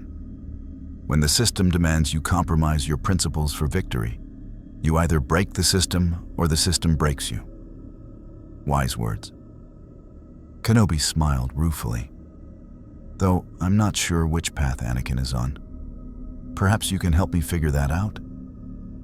Or perhaps your system needs examination, All Might said carefully. No offense, Master Kenobi, but from what I've seen, your Republic is struggling because it's trying to be two things at once, a democracy and an empire. Your Jedi are peacekeepers being used as generals. Your soldiers are slaves who think they're heroes. Your Chancellor consolidates power while preaching freedom. Those contradictions create the cracks that villains exploit. Kenobi was quiet for a moment. You've been in this galaxy less than a day, and you've already identified what's taken us years to admit. Yes, you're right. The Republic is compromised. The Jedi are compromised, and we're all pretending we can win a war without losing ourselves in the process. But what choice do we have? If we stop fighting, the Separatists win. If we fight, we become what we're trying to stop. Then you find a third option, All Might said. That's what heroes do. The villain gives you two choices, both bad. The hero creates a third choice that nobody saw coming. I don't know what that looks like for your galaxy yet, but I know running toward the trap instead of away from it is step one. Running toward the trap, Kenobi repeated, amused. That's very Anakin of you. You two are going to get along wonderfully or drive each other completely insane. Possibly both. All Might laughed. Genuine, hearty. The sound of someone who still found joy despite everything. I've been told I have that effect on people. Now, you mentioned there's a Padawan with Skywalker? Someone young? Ahsoka Tano, 14 years old, Togruta, and far too talented for her own safety. Anakin's been training her for less than a year, but she's already one of our most promising students. Also headstrong, impulsive, and prone to creative interpretation of orders. She sounds perfect, All Might said warmly. The next generation should push boundaries. That's how society improves. I'm training a successor back home, a boy named young Midoriya. Quirkless until I gave him one for all. He reminds me why I became a hero in the first place. You're passing your power on? Kenobi's interest was evident. Like a legacy? That's what one for all is. A legacy of hope, passed from one generation to the next. I'm the 8th wielder. Midoriya will be the 9th. And someday, he'll pass it to the 10th. The power grows with each transfer. But more importantly, the philosophy spreads. Each of us adds our interpretation of what it means to be a symbol of peace. Beautiful, Kenobi said softly. The Jedi could learn from that. We focus so much on individual mastery that we sometimes forget we're part of something larger. A legacy, as you say. The ship's intercom crackled. Approaching Christophus' system in 5 minutes. All personnel to combat stations. General Kenobi, the Admiral requests your presence on the bridge. Duty calls, Kenobi said, straightening. All Might, get some rest if you can. When we arrive, things are going to get chaotic very quickly. And remember, if it feels like a trap, it probably is. Trust your instincts. Always do, All Might replied. And Master Kenobi, thank you for trusting me enough to speak honestly. I know I'm an unknown variable in your war. That takes faith. The Force guided you here for a reason, Kenobi said. I don't know what that reason is yet, but I'm choosing to believe it's not to make things worse. Call it optimism, or perhaps just desperation. He left, robes swirling, and All Might was alone with his thoughts. His timer had reset, 3 hours fully recharged, but the confrontation ahead would test more than his physical strength. War wasn't defeated with punches. It was defeated with choices, with symbols, with the courage to stand for something when everything pushed you to compromise. All for One was out there, somewhere, planning. Palpatine was orchestrating from shadows. The Clone Wars ground on, consuming lives and ideals. And All Might smiled, because someone had to. Because symbols matter. Because hope, however fragile, was worth fighting for. All right, Christophsis, he murmured to the stars streaking past. Let's see what you've got. Christophsis burned. All Might saw it the moment the Republic cruiser dropped from hyperspace. A planet of crystal beauty transformed into a war zone. Orbital bombardment had shattered entire city districts, turning architectural marvels into glittering rubble. Separatist frigates formed a blockade net, their wedge-shaped hulls bristling with turbolaser batteries. And beyond them, the massive bulk of a Separatist dreadnought hung like a guillotine blade, its weapons tracking the 3 Republic cruisers desperately holding position. Spirits, Admiral Yularen breathed from the bridge. The career officer had seen dozens of battles, but the tactical situation here made even him hesitate. They've reinforced since our last report. That's twice the firepower we anticipated. Obi-Wan Kenobi stood beside the holographic display, his expression calm despite the dire circumstances. Can we break through to the surface? Not without significant losses, Yularen replied grimly. Our shields are already at 60% from the initial engagement. If we push through that blockade, we'll take concentrated fire from at least 4 frigates. We might make it. The ship might not. Unacceptable. Kenobi's hand moved to his beard. A gesture All Might was learning meant the Jedi Master was thinking rapidly. We need those supplies on the ground. General Skywalker's forces are running low on ammunition, medical supplies, and I can clear a path. Every head on the bridge turned toward All Might. He stood near the viewport, arms crossed, studying the Separatist formation with the analytical eye of someone who'd fought his way through worse odds. Maybe. Possibly. The scale was different here. Space combat, capital ships, weapons that could glass planets. But the principle remained the same. Find the linchpin. Hit it hard enough that everything else collapses.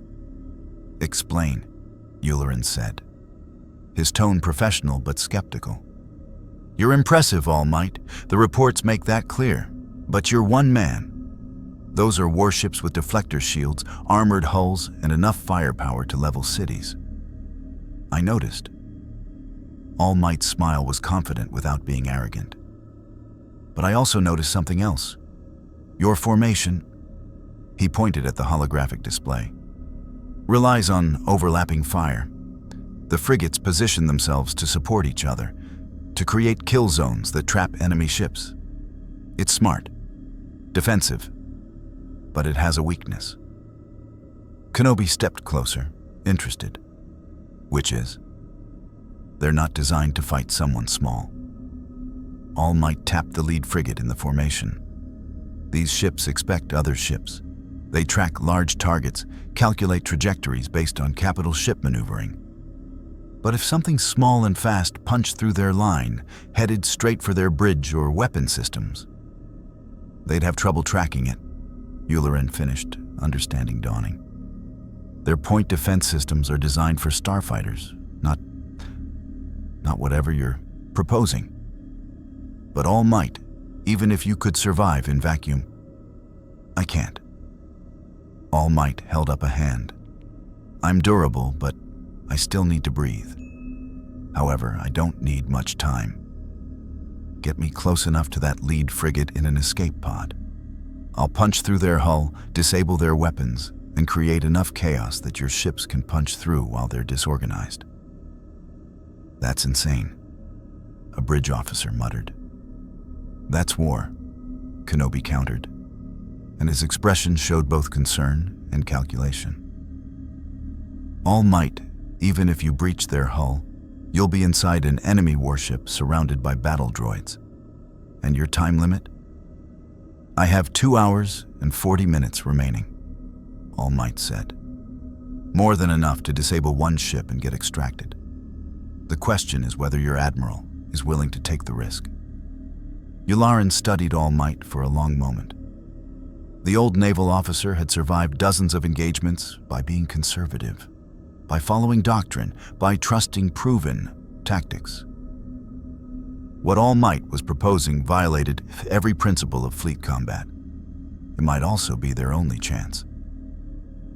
How fast can you move in zero gravity? Yularen asked. I can push off surfaces hard enough to create my own propulsion, All Might replied. Not elegant, but effective. And if the droid resistance is heavier than expected, then I punch harder. All Might's smile never wavered. Admiral, I've fought villain organizations, criminal empires, and All for One himself. Battle droids aren't going to stop me. The question is whether you can capitalize on the opening I create. Yularen looked at Kenobi. The Jedi Master nodded once. Do it, Yularen ordered. Prepare Escape Pod 7, load it with a single passenger, and launch on my mark. Helm, as soon as that pod is away, adjust course to follow All Might's trajectory. We're punching through the second he creates an opening. Sir. The crew sprang into action with practiced efficiency. All Might moved toward the escape pod. Bay, Kenobi following close behind. In the corridor outside the bridge, away from the crew's eyes, the Jedi Master caught All Might's arm. This is incredibly dangerous, Kenobi said quietly. If something goes wrong, if your timing is off by even seconds, you'll be trapped in hard vacuum or crushed between capital ships during the fighting. I know. All Might's expression was serious now. The heroic smile temporarily set aside. But Master Kenobi, people are dying on that planet. Every minute we debate tactics, every second we hesitate, civilians suffer. I didn't come to this galaxy to play it safe. I came to stop All for One. And if that means taking risks that terrify your military officers, so be it. You're going to fit in well with Anakin, Kenobi said with a mixture of exasperation and respect. He has the same philosophy. Outcomes over safety, results over protocol. Just try not to die, would you? It would be terribly inconvenient to explain to the Council how we lost an interdimensional hero in his first battle. I'll do my best. All Might's smile returned. Besides, I haven't lost a fight yet where the stakes really mattered, not permanently anyway. The escape pod bay was cramped. Designed to fit 6 beings in emergency conditions, it felt claustrophobic with just All Might's bulk inside. He settled into the crash seat, feeling the pod seal around him with a hiss of pressurization.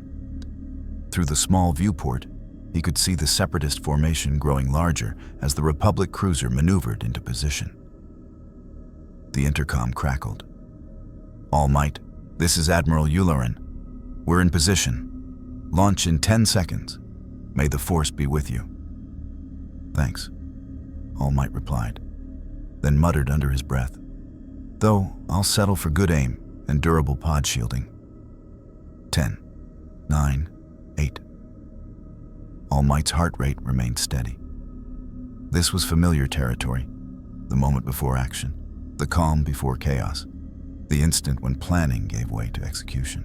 Back home, he jumped from helicopters, crashed through buildings, fought villains in environments that would kill normal humans. This was just the same thing. In space, with laser weapons, against an army of robots. No pressure. 3, 2, 1, launch. The escape pod erupted from the cruiser's hull like a bullet, its small thrusters firing at maximum burn, G-forces slammed. All Might back into the seat, hard enough to crack the restraints, his durability making the safety systems almost redundant. Through the viewport, stars wheeled crazily as the pod's guidance system oriented toward the target. The lead separatist frigate grew from a distant shape to a dominating presence in seconds.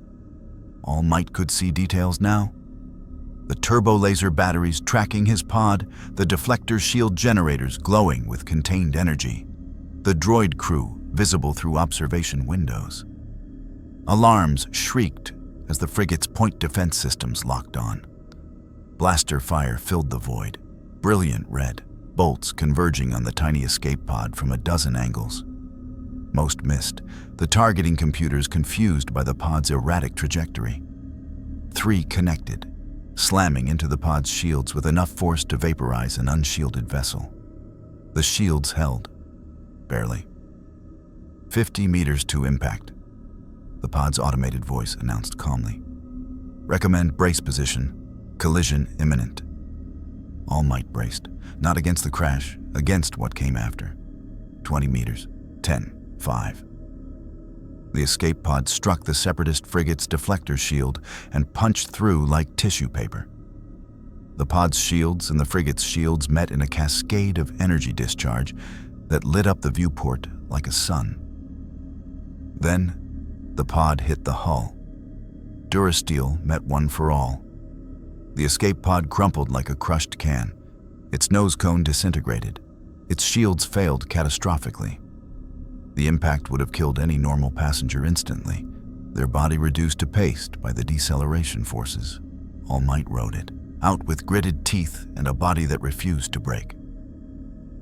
The pod tore through the frigate's outer hull, through internal corridors, through a droid staging area that exploded in a shower of mechanical parts. It finally stopped 3 decks deep, embedded in what looked like an ammunition storage bay. For 1 second, there was silence. Then All Might kicked open the ruined hatch and stepped into the separatist warship. Battle droids turned toward the noise, their photoreceptors focusing on the blonde giant emerging from smoking wreckage. There were dozens of them. B-1 battle droids with their skeletal frames and distinctive vocabulators, B-2 super battle droids with integrated arm cannons, and in the back, a single tactical droid coordinating the response. Intruder detected, the tactical droid announced in its mechanical monotone. Classification, unknown. Threat level, calculating. All units, engage and... All Might moved. The Detroit smash caught the nearest cluster of battle droids before they could raise their weapons. The punch created a shockwave that ripped through the bay like a hurricane, sending droids tumbling, weapons firing wildly, ammunition crates exploding in secondary detonations. 20 droids were destroyed in the first second. The super battle droids opened fire. Blaster bolts filled the air, crimson energy designed to punch through armor, to disable vehicles, to eliminate heavy targets. They hit All Might's chest, his shoulders, his face. Smoke rose from his costume where the bolts struck. The impact stung, like being hit with high-powered paintballs, but his durability meant they couldn't penetrate. All Might smiled and walked forward through the barrage. "Sorry, guys," he said cheerfully, "but I've taken hits from All for One. Your blasters tickle." His fist shot out, casual and precise. A super battle droid's torso crumpled like foil. Another punch, another destroyed droid. He moved through their formation like a wrecking ball through a construction site. Each strike measured but devastating, each movement economical but unstoppable. The tactical droid retreated, its processors calculating odds and finding them unacceptable. This unit recommends strategic withdrawal. Enemy combatant demonstrates capabilities exceeding all combat parameters. Request immediate. All Might appeared in front of it. Not through super speed exactly, just through the terrifying efficiency of someone who knew how to close distance against ranged opponents. His hand clamped down on the tactical droid's head, gently but firmly. "Which way to your bridge?" All Might asked politely. "Information restricted. This unit cannot." All Might squeezed slightly. The tactical droid's cranial casing creaked. "Let me rephrase," All Might said, his smile taking on a sharper edge. "I'm going to your bridge either way. You can tell me and be disabled peacefully, or you can resist and be disabled violently. Your choice, but I'm on a schedule." The tactical droid's processors ran through scenarios at electronic speed.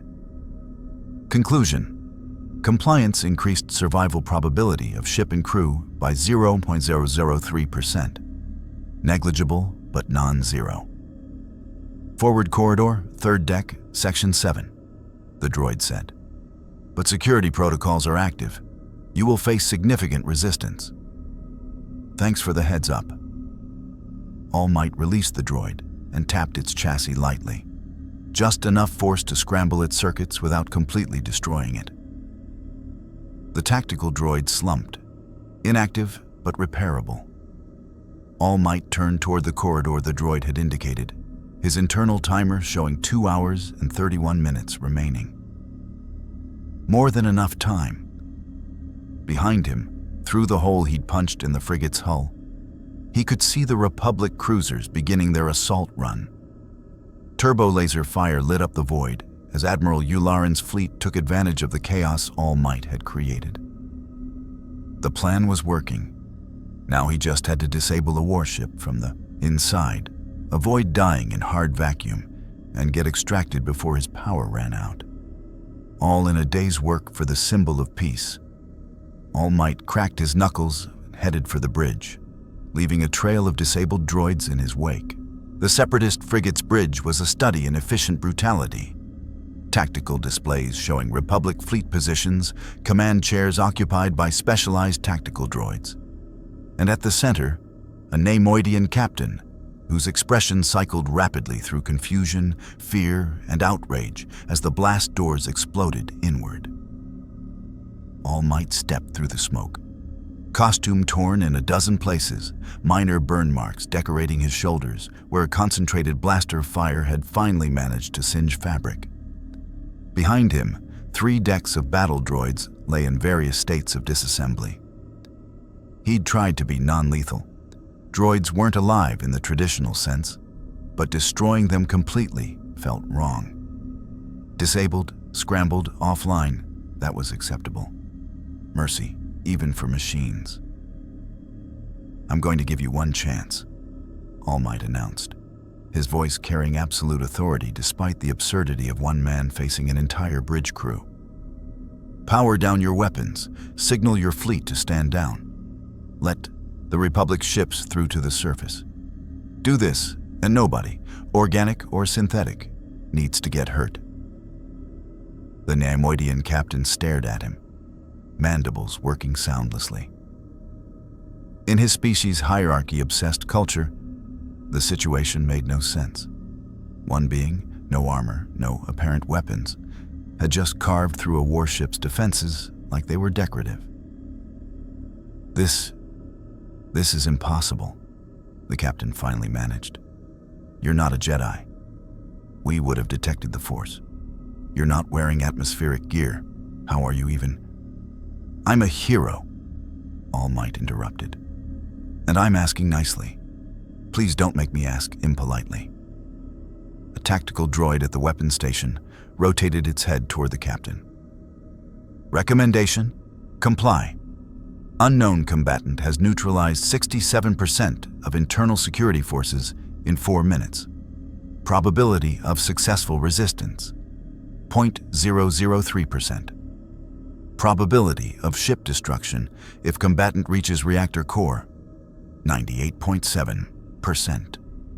We cannot simply surrender. The captain's fear was morphing into indignation. The Separatist Alliance does not yield to Republic intimidation. Guards, destroy this intruder. 4 droideka rolled into the bridge, their shields already active, their twin blasters charging. All Might had seen these during his rampage through the ship. Destroyer droids, heavily shielded, designed to defeat Jedi through overwhelming firepower.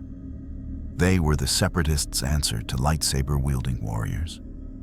They unfolded with mechanical precision, shields shimmering to life, weapons tracking All Might with deadly accuracy. Then they fired. The bridge lit up like a sun as 40 blaster bolts per second converged on All Might from 4 directions.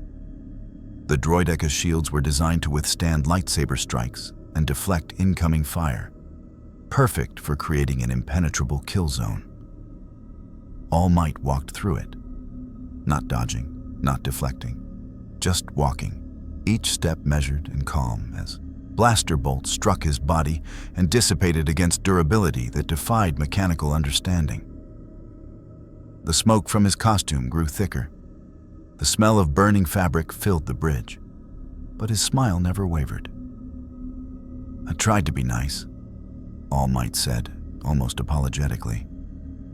His hands shot out, faster than the droideka's targeting systems could track. He grabbed 2 by their shield generators and with a surge of one-for-all strength, crushed the devices like tin cans. The shields collapsed. Before the droids could adjust, All Might spun, using the 2 disabled droidekas as improvised weapons, and smashed them into their companions. Metal screamed, circuits sparked. 4 of the Separatists' most dangerous combat droids became 4 piles of expensive scrap in under 3 seconds. The bridge fell silent except for the hum of tactical displays and the quiet whimpering of the Neimoidian captain. All Might approached the captain's chair, his presence filling the space in a way that had nothing to do with physical size and everything to do with absolute conviction. He placed one hand on the armrest, not threatening, just present, and looked the captain in the eye. I don't want to hurt anyone, All Might said quietly. I don't want to destroy this ship or harm your crew. I'm not here for conquest or glory. I'm here because people on that planet are dying, and I have the power to stop it. So I'm going to ask you one more time, and I need you to understand. This isn't a negotiation. This is me giving you the dignity of choice. He leaned closer. Stand down. Let the supplies through. End this battle. Or I walk to your reactor core and punch it until this entire ship becomes a navigational hazard. Your choice. You have 10 seconds. The Neimoidian captain's hands trembled on the armrests. Through the viewport, he could see the Republic cruisers pressing their advantage, breaking through the now disorganized Separatist formation. The lead frigate, his ship, was listing, its weapons offline, its shields fluctuating, and before him stood an impossible being who'd done it all alone. Mathematics were simple. Pride was expensive. Survival was logical. All ships, the captain said into his comm, voice shaking. This is Captain Dodd Odon. Ceasefire. Repeat, ceasefire. Stand down and withdraw to secondary positions. Let the Republic ships through. The Separatist fleet hesitated. Decades of military programming warring against direct orders from a superior officer. But the tactical droids calculated odds, assessed the situation, and concluded that continued engagement served no strategic purpose. The blockade broke. All Might watched through the viewport as Separatist frigates pulled back, weapons powering down, creating a corridor for the Republic cruisers. Admiral Yularen's fleet didn't waste the opportunity. They punched through the gap at full acceleration, their holds full of supplies, their guns silent in temporary ceasefire. Smart choice, All Might said to the captain. You saved a lot of lives today. Both sides should remember that. What are you? The Neimoidian's voice was barely a whisper. A teacher back home, a hero everywhere else. All Might straightened, checking his timer. 2 hours and 19 minutes remaining. And a reminder that power without purpose is just destruction. I hope your Separatist alliance remembers that. He activated the comlink Kenobi had given him. Master Kenobi, this is All Might. The blockade is broken. I'm ready for extraction. Kenobi's voice came back immediately, tinged with relief and disbelief. I'm looking at the tactical display, and I still don't believe what I'm seeing. You disabled an entire frigate in under 10 minutes. The crew is surrendering. How did you? Never mind, we'll debrief later. Sending a shuttle to your coordinates. Stand by. All Might nodded to the bridge crew, organic and synthetic alike, and headed for the exit. Behind him, the Neimoidian captain slumped in his chair, trying to process what had just happened. The tactical droid at the sensor station spoke quietly. Captain, I am detecting unusual energy signatures near the planet's surface. Multiple contacts, unidentified, converging on the Republic forward base. Shall I investigate? Do whatever you want, the captain muttered. I'm done making decisions today. The Republic forward base on Christophsis occupied what had once been a civilian commercial district. Crystal buildings repurposed for military use, hastily erected defensive barriers, and in the center, a command center where General Anakin Skywalker studied tactical displays with the intense focus of someone fighting a losing battle. Master! A young Togruta burst into the command center, her montrals marking her species, her Padawan braids swinging. Ahsoka Tano had the energy of youth combined with the burden of war. Too young for this, too talented to be excluded. The blockade just broke. Admiral Yularen's ships are coming through. Anakin's head snapped up, hope and suspicion warring on his face. How? Our last report said they were pinned down, taking heavy fire. What changed? According to the comm chatter, some kind of super soldier punched through a Separatist frigate. Literally. Just crashed into it and disabled the whole ship from the inside. Ahsoka's eyes were bright with excitement. The Seps are calling him the Tall Demon. Sounds like someone we should meet. Sounds like someone Obi-Wan recruited, Anakin muttered, but his expression showed grudging respect. Fine. We'll take any advantage we can get. Captain Rex, prepare to receive incoming supplies. Prioritize ammunition and medical equipment, and get me. The ground shook, not from artillery, not from seismic activity, from something else entirely. A tremor that felt wrong, that carried a weight beyond physical force. Anakin's connection to the Force screamed warning, and beside him, Ahsoka's hand went instinctively to her lightsaber. That wasn't the Separatists. Ahsoka said quietly. No, Anakin agreed, already moving toward the exit. That was something worse. They emerged into the base's courtyard to find clone troopers scrambling for defensive positions, their training overriding confusion. And in the sky above, descending with unnatural grace, was a man in a black suit whose very presence made the Force recoil. All for One had arrived. Hello, hello, the ancient villain called out, his voice carrying across the base with unsettling clarity. I'm looking for a tall, blonde gentleman who enjoys smiling and punching things. Would anyone here know where I might find him? No? Well, that's unfortunate. His hand extended, almost casually, toward the nearest building, a barracks housing 200 clone troopers. The building exploded, not from a bomb, not from a weapon, from sheer force. A telekinetic blast that crumpled durasteel like paper and sent debris flying in all directions. Screams filled the air as troopers were buried under rubble, as structural supports collapsed, as fire erupted from ruptured power lines. Anakin didn't think, didn't hesitate. His lightsaber ignited with a snap hiss, blue blade humming with barely contained fury.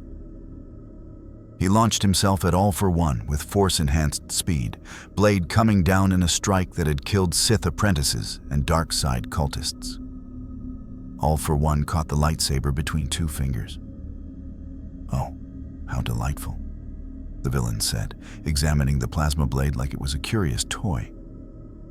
"You have abilities similar to telekinesis, but wrapped in mystical philosophy. Fascinating. And this blade? Molecular disruption through contained plasma?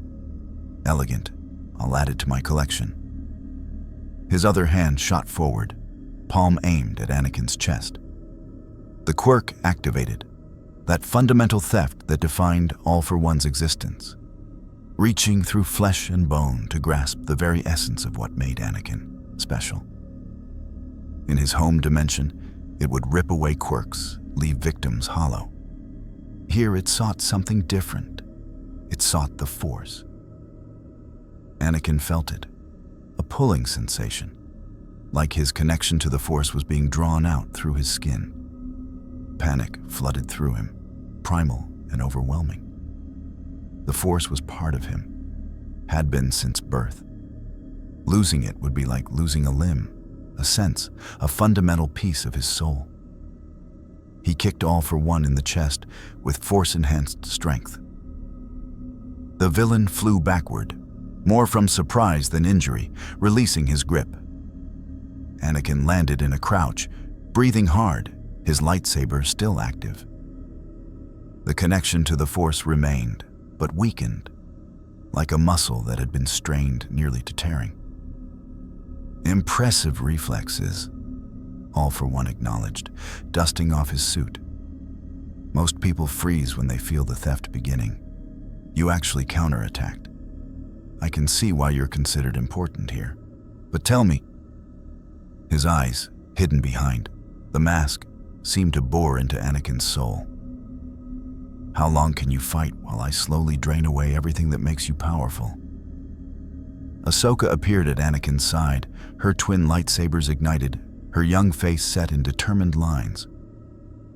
He's not fighting alone. Clone troopers formed defensive lines, their DC-15 blasters raised. Captain Rex's voice rang out across the base, calm despite the chaos. "All units, concentrate fire on the hostile. Don't let him near the general." All for One smiled beneath his mask. "Children and slaves," he mused. "How adorable. Very well. Let me show you what real power looks like." He spread his arms, and the air around him warped. Quirks, dozens of them, stolen over a century of evil, activated simultaneously. Kinetic amplification, durability enhancement, regeneration, strength multiplication, air compression, each one a stolen dream, a broken life, a victim left hollow. Together, they made him a god among mortals. The Republic base had survived. Separatist bombardment, tactical droid precision, and months of grinding warfare. It took All for One 17 seconds to reduce it to rubble. Buildings collapsed. Defensive barriers crumpled. Clone troopers flew like ragdolls, their armor insufficient against force that exceeded anything the Republic had encountered. Anakin and Ahsoka fought desperately. Lightsabers deflecting what they could, the Force pushing back where possible. But it was like trying to stop a tsunami with a teacup. They were outmatched, outclassed, dying. And then the sky broke open with a sonic boom. All might descended like a meteor, fist cocked back, smile blazing despite the carnage below. He'd seen the attack from the shuttle, had ordered the pilot to get him there faster, had pushed his body to the absolute limit of One for All's acceleration. He arrived with seconds to spare and infinite determination. All for One. The roar carried across the ruined base, carried hope and fury in equal measure. I should have known you couldn't resist attacking the innocent. Your cowardice is as predictable as it is pathetic. All for One looked up, and for the first time since arriving in this galaxy, something like genuine emotion crossed his features, joy.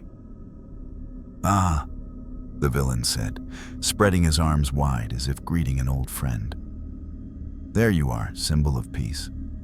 I was beginning to think you'd run away. Tell me, do you like what I've done with your new allies? I thought a demonstration was in order. Show them what happens to those who shelter my enemies." All Might landed between All for One and the surviving defenders, his body serving as a living shield. His timer showed 1 hour and 53 minutes remaining. Enough time. It had to be enough time. "Anakin Skywalker, Ahsoka Tano," All Might said without looking back. "Get your people to safety. This fight isn't yours." "The hell it isn't," Anakin shot back.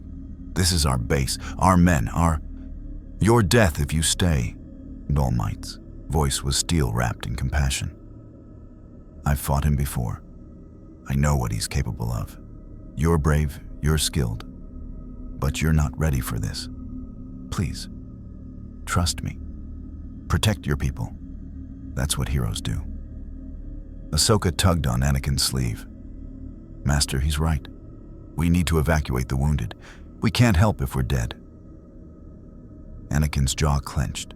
Every instinct screamed at him to fight, to protect, to refuse retreat. But he'd learned, painfully, through loss after loss, that sometimes survival was its own form of victory. "Fall back," he ordered. "All units, retrieve wounded and withdraw to secondary positions. Move." The clones obeyed instantly, their training overriding fear.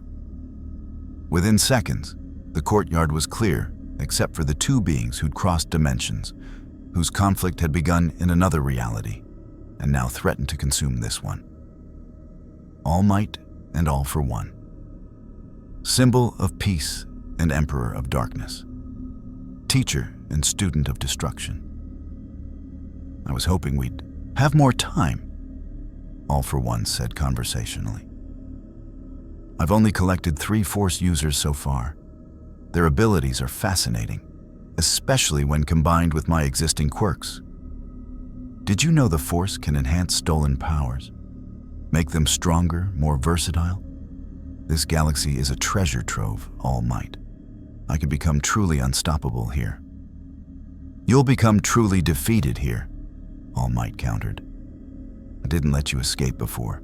I won't let you hurt people now. This ends All for One. Today, this galaxy. No more victims, no more stolen dreams." Bold words. All for One settled into a fighting stance that spoke of a century's experience. "Let's see if you can back them up. But remember, we both have time limits now. Yours from that wound I gave you. Mine from the patience of my new ally.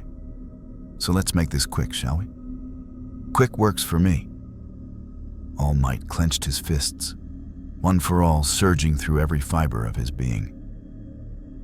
"I have people to save and a villain to stop. Just another Tuesday."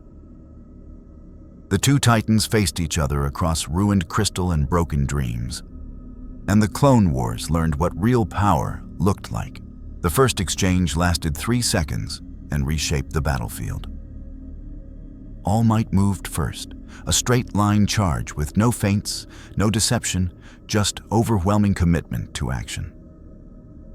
His fist drove toward All for One's center mass, air compressing ahead of the punch into a visible shockwave that tore through already damaged crystal structures like they were made of sugar glass. All for One didn't dodge. He activated 7 defensive quirks simultaneously: kinetic absorption, force redirection, impact nullification, density manipulation, spatial distortion, reactive armor, and one he'd stolen just hours ago from a Force user: a telekinetic barrier that bent reality itself. The Detroit smash hit the layered defenses. The explosion could be seen from orbit. A hemisphere of force erupted outward, vaporizing rubble, creating a crater 30 meters deep, sending shockwaves that knocked over buildings 3 blocks away. Clone troopers evacuating in the distance were thrown flat. Anakin and Ahsoka, half a kilometer away now, felt the impact through the force like a bell being struck. When the dust cleared, All for One stood in the center of the crater, his suit scorched, his mask cracked, but still standing. 92% of my defensive stack penetrated, All for One observed clinically. Impressive. You've gotten stronger since our last fight. Or perhaps One for All has matured further. No matter. Let me show you what I've learned. He thrust both palms forward. The air itself became a weapon. Multiple quirks fired in sequence. Air cannon, pressure manipulation, kinetic amplifier, force push stolen from a Jedi Knight he'd ambushed in the lower levels. The combination created a blast that wasn't just physical force, but something deeper. Something that pushed against the very fabric of space. All Might braced and took it head-on. His boots carved twin trenches through crystal and durasteel as he was driven backward, arms crossed in front of his face. One for all, reinforcing every cell to prevent being torn apart. The blast continued for 5 seconds. 5 eternal seconds of unrelenting pressure that would have reduced a building to atoms. All Might slid to a stop, arms smoking, costume shredded further, but eyes blazing with undiminished determination. Is that all? All Might's smile was feral now, the heroic facade giving way to the warrior beneath. Because I've got a lot more where that came from. He launched himself forward again, this time spinning mid-charge. The Oklahoma smash came from an angle All for One's precognitive quirks didn't predict. Not because they failed, but because All Might's total commitment left nothing to predict. He was going to hit, regardless of defense, regardless of counter. Pure, unstoppable intent. The punch connected with All for One's ribs. Something cracked, multiple defensive quirks shattering under the impact, the force bleeding through to actual bone beneath. All for One flew backward, crashing, through a crystal spire that exploded into glittering shrapnel, tumbling end over end until he caught himself with levitation 300 meters away. Blood dripped from beneath his mask. "You broke through," All for One said, and now his voice carried genuine interest. 6 layers of defense, all optimized, all enhanced with force abilities, and you still broke through. One for All truly is remarkable, which is why... He wiped the blood away casually. "I'm going to take it from you." "You tried that before," All Might reminded him, closing the distance with ground-eating strides. "It didn't work. One for All can't be stolen, only given freely. That's the one thing your quirk can't overcome. True, in our dimension." All for One's smile was audible. But the Force operates on different principles. It can be dominated, corrupted, bent to will through sufficient power and technique. I've been studying All Might, learning. Your Jedi friend earlier, Skywalker, was it? I touched his Force connection, felt how it works. And I think, with the right application of stolen abilities and sufficient time, I can modify my quirk to affect One for All here. You'll never get that chance. All Might closed the gap in a burst of speed that transcended normal movement. His fist came up in an uppercut, the Texas smash, aimed not at All for One's body, but at the ground beneath him. The crystal surface exploded upward, creating a geyser of shrapnel and debris that obscured vision and disrupted All for One's sensory quirks. In that moment of blindness, All Might struck. 5 punches in 2 seconds. Each one targeted, precise, aimed at the spots where All for One's defenses were weakest. Ribs again, solar plexus, shoulder joint, kidney, jaw. Not all connected. All for One was too experienced, too defended. But 3 did. and 3 punches from All Might were enough to send the ancient villain careening across the battlefield. Blood now flowing freely from multiple wounds, his regeneration quirk working overtime to repair damage that exceeded what it was designed to handle. All for One caught himself, landed hard, and for the first time in a century, felt something he'd almost forgotten. Pain. Real, immediate, overwhelming pain. It made him smile. There it is, All for One breathed. The power that defeated me before. The strength that shattered my empire. I'd forgotten what it felt like to face a true opponent. Thank you, All Might. Thank you for reminding me why I do this. His form blurred, multiple speed enhancement quirks activated. Not just physical acceleration, but temporal manipulation, perception, alteration, and what he'd stolen from a Force-sensitive mercenary, a technique that let him move between heartbeats. He became a shadow, a ghost attacking from angles that shouldn't exist. Fists struck All Might's back. Energy beams scorched his shoulders. Blades, grown from All for One's own modified body, cut shallow wounds across his arms and legs. None of the attacks were individually devastating, but together they accumulated. Death by 1,000 cuts, each one enhanced by stolen power. All Might weathered it, taking damage, calculating patterns. All for One was fast, but not unpredictable. Every attack served a purpose. Wearing down defenses, testing responses, gathering data for the killing blow. Standard villain playbook. All Might had read this story before. So when All for One appeared behind him for the 7th attack in 3 seconds, All Might didn't try to block, didn't try to dodge. He let the strike land, a palm thrust aimed at his spine with enough force to shatter vertebrae, and grabbed All for One's wrist as it connected. Gotcha. One for All surged through All Might's grip, not as a punch, but as raw, overwhelming pressure. His fingers clamped down with the force of a hydraulic press, with the accumulated strength of 8 generations, with every ounce of power he could channel without killing. All for One's wrist bones cracked audibly. Before the villain could activate escape quirks, All Might spun, using All for One's captured arm as a lever, and slammed him into the ground with enough force to create a second crater within the first. Crystal pulverized. The bedrock beneath cracked. All for One's defensive quirks fired desperately, barely keeping his body intact under the impact. All Might didn't let go, didn't give him space. He drove his knee into All for One's chest, controlled, precise, not enough to kill, but enough to break ribs, to drive air from lungs, to create that crucial moment of vulnerability. This is where it ends, All Might said. His fist cocked back, One for All concentrating into a single point.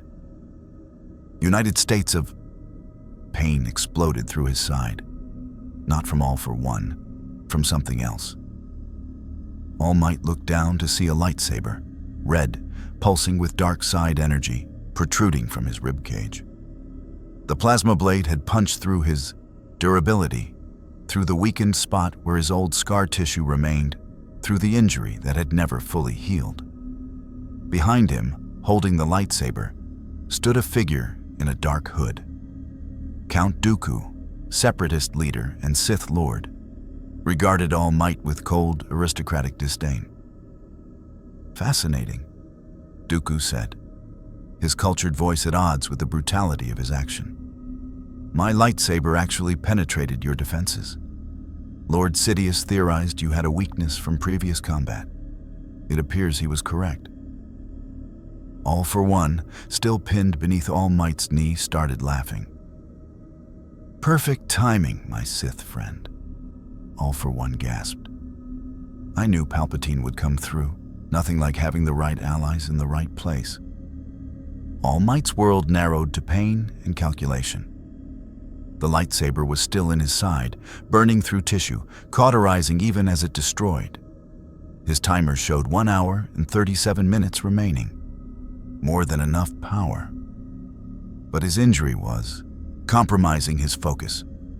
He made a choice. All Might released All for One and spun, his elbow driving toward Dooku with enough force to demolish a building. The Sith Lord disengaged his lightsaber and leapt backward with force-enhanced agility, barely avoiding the strike.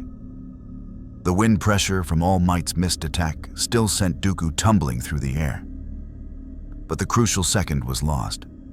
All for One rose, his body already regenerating from the beating All Might had delivered. Multiple healing quirks worked in concert, knitting bone, repairing tissue, restoring function. Within 5 seconds, he was combat-ready again. All Might faced 2 opponents now. One with a century of stolen powers, one with Sith mastery and a weapon that could actually hurt him significantly.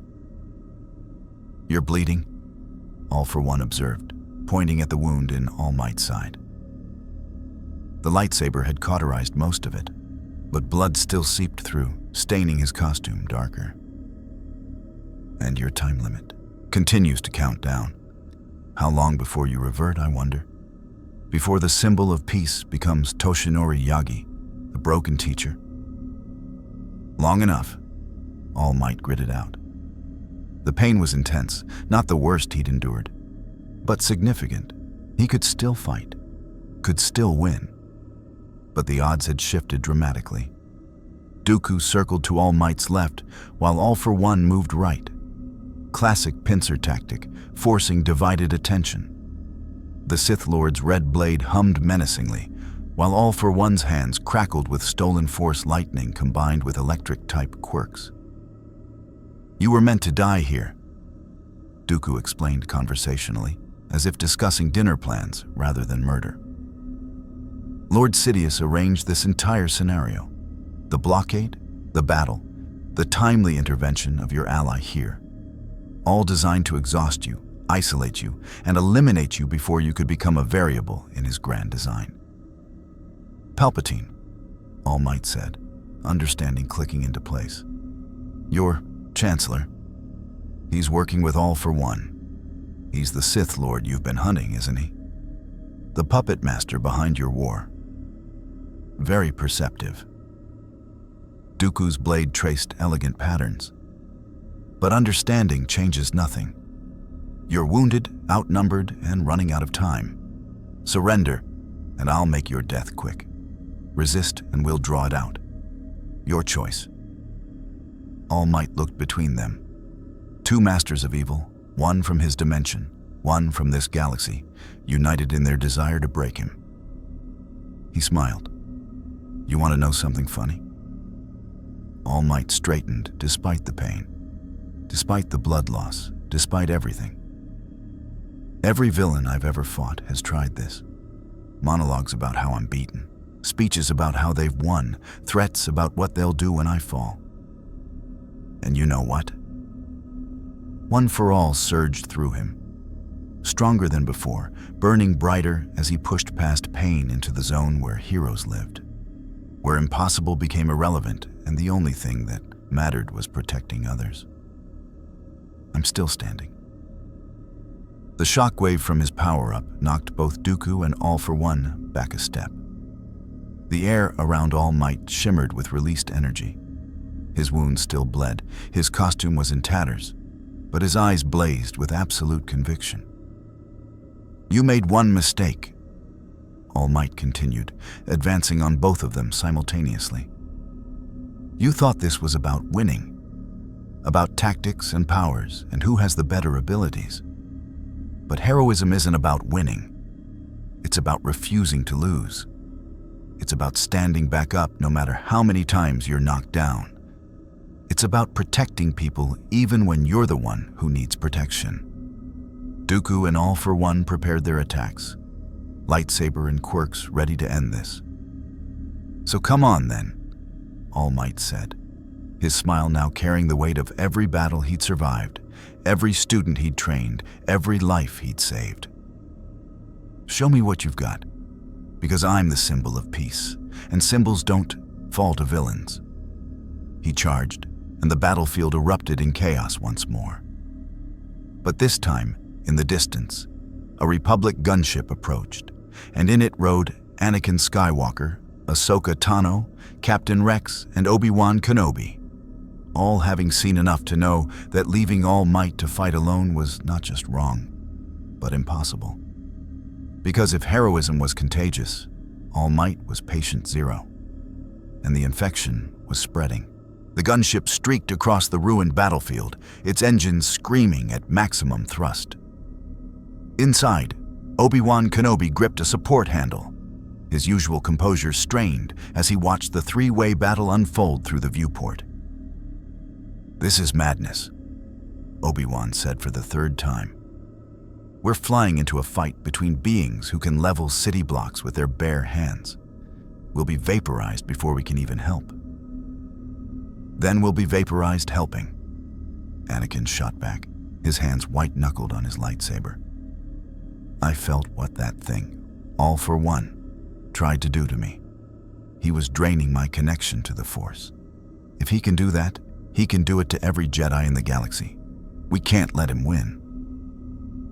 "And All Might's hurt," Ahsoka added, her young face set with determination beyond her years.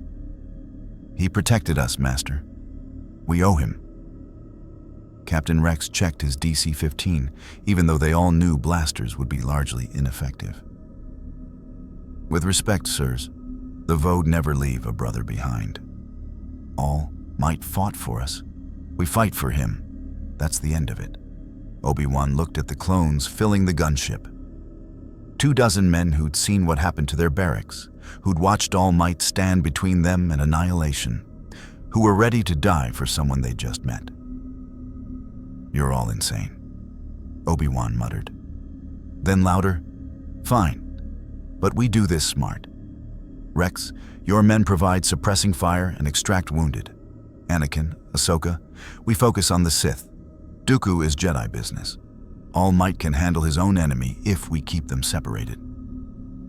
"Assuming he survives that long," Anakin said, watching as All Might took a Force lightning blast to the chest and kept moving. "What is he?" "I've seen Force users with enhancement abilities, but nothing like this." "He's a symbol," Ahsoka said quietly. "Master Kenobi, didn't you say symbols matter? That they inspire people to be better?" "I did say that," Obi-Wan admitted. "Though I didn't expect the symbol to be a 7-foot-tall man in a costume taking on a Sith Lord and an interdimensional evil simultaneously." He activated his comlink. "Pilot, get us as close as you can without being destroyed. And may the Force be with us, because we're going to need it." The gunship dove.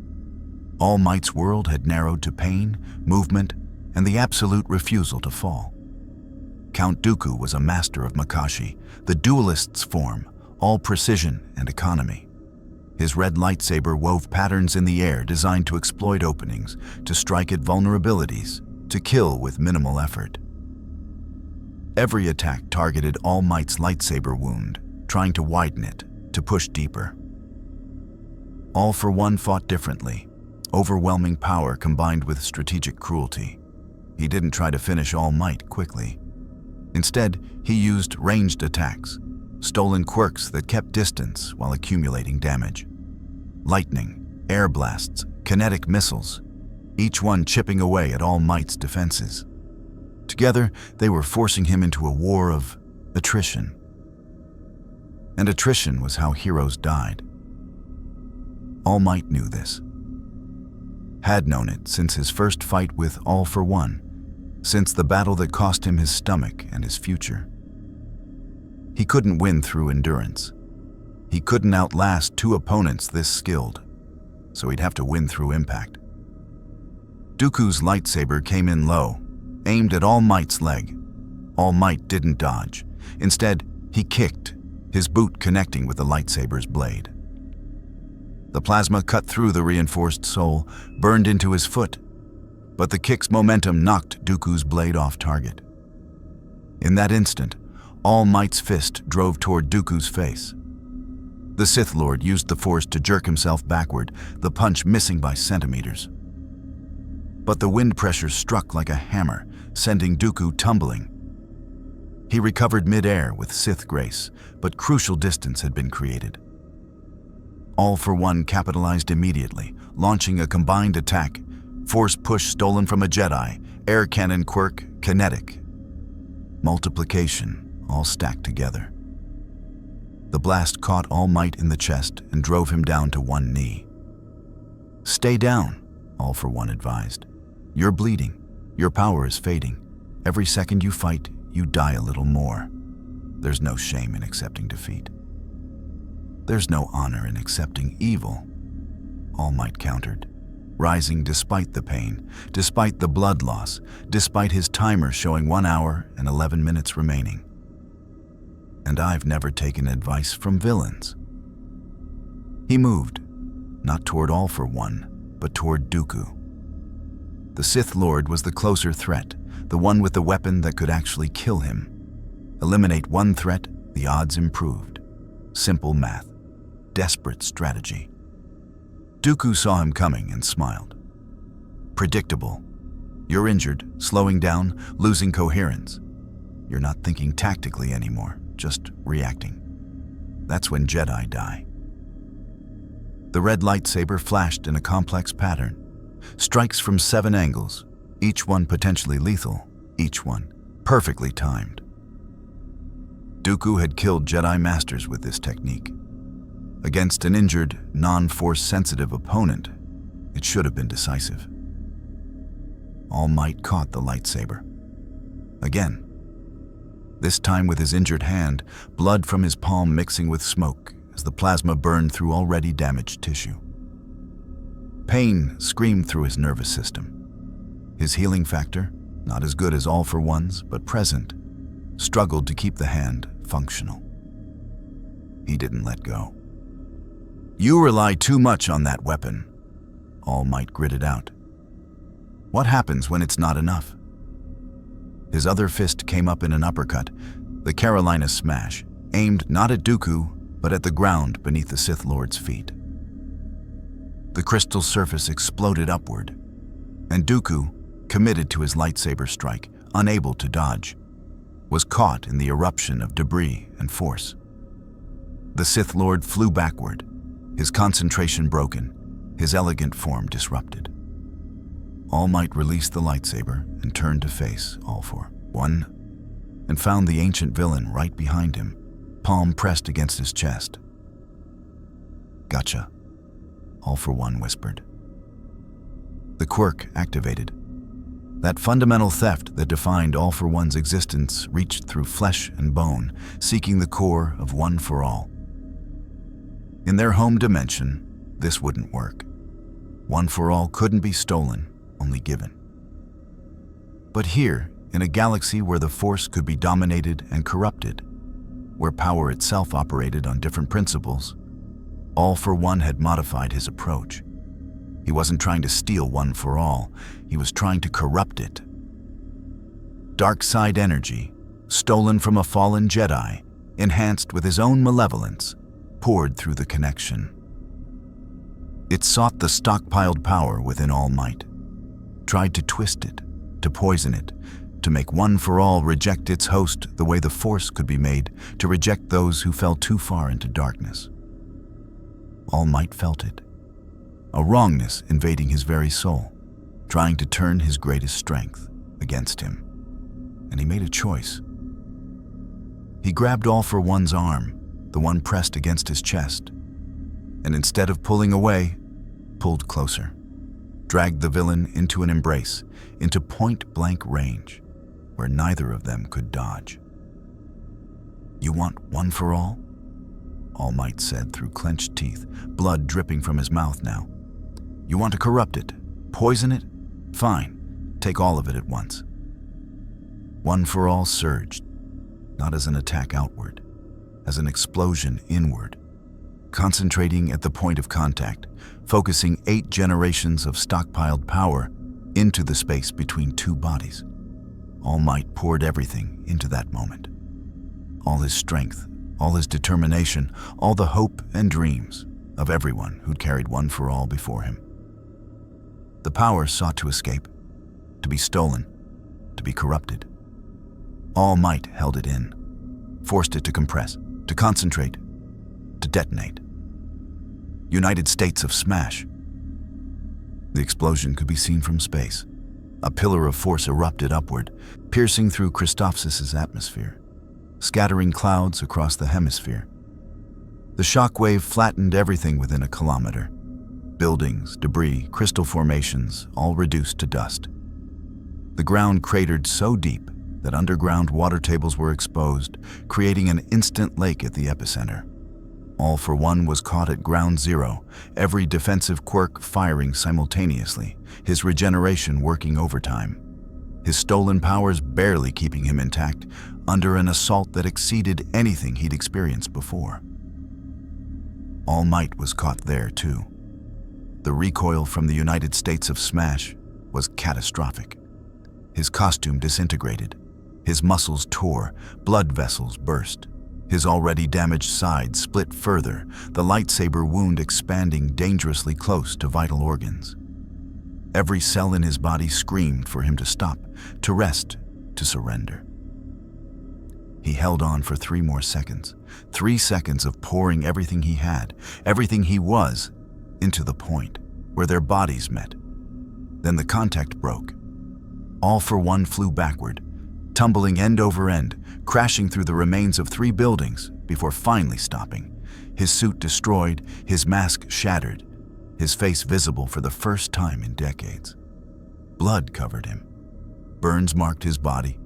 His regeneration quirk was working, but slowly, struggling to repair damage this extensive.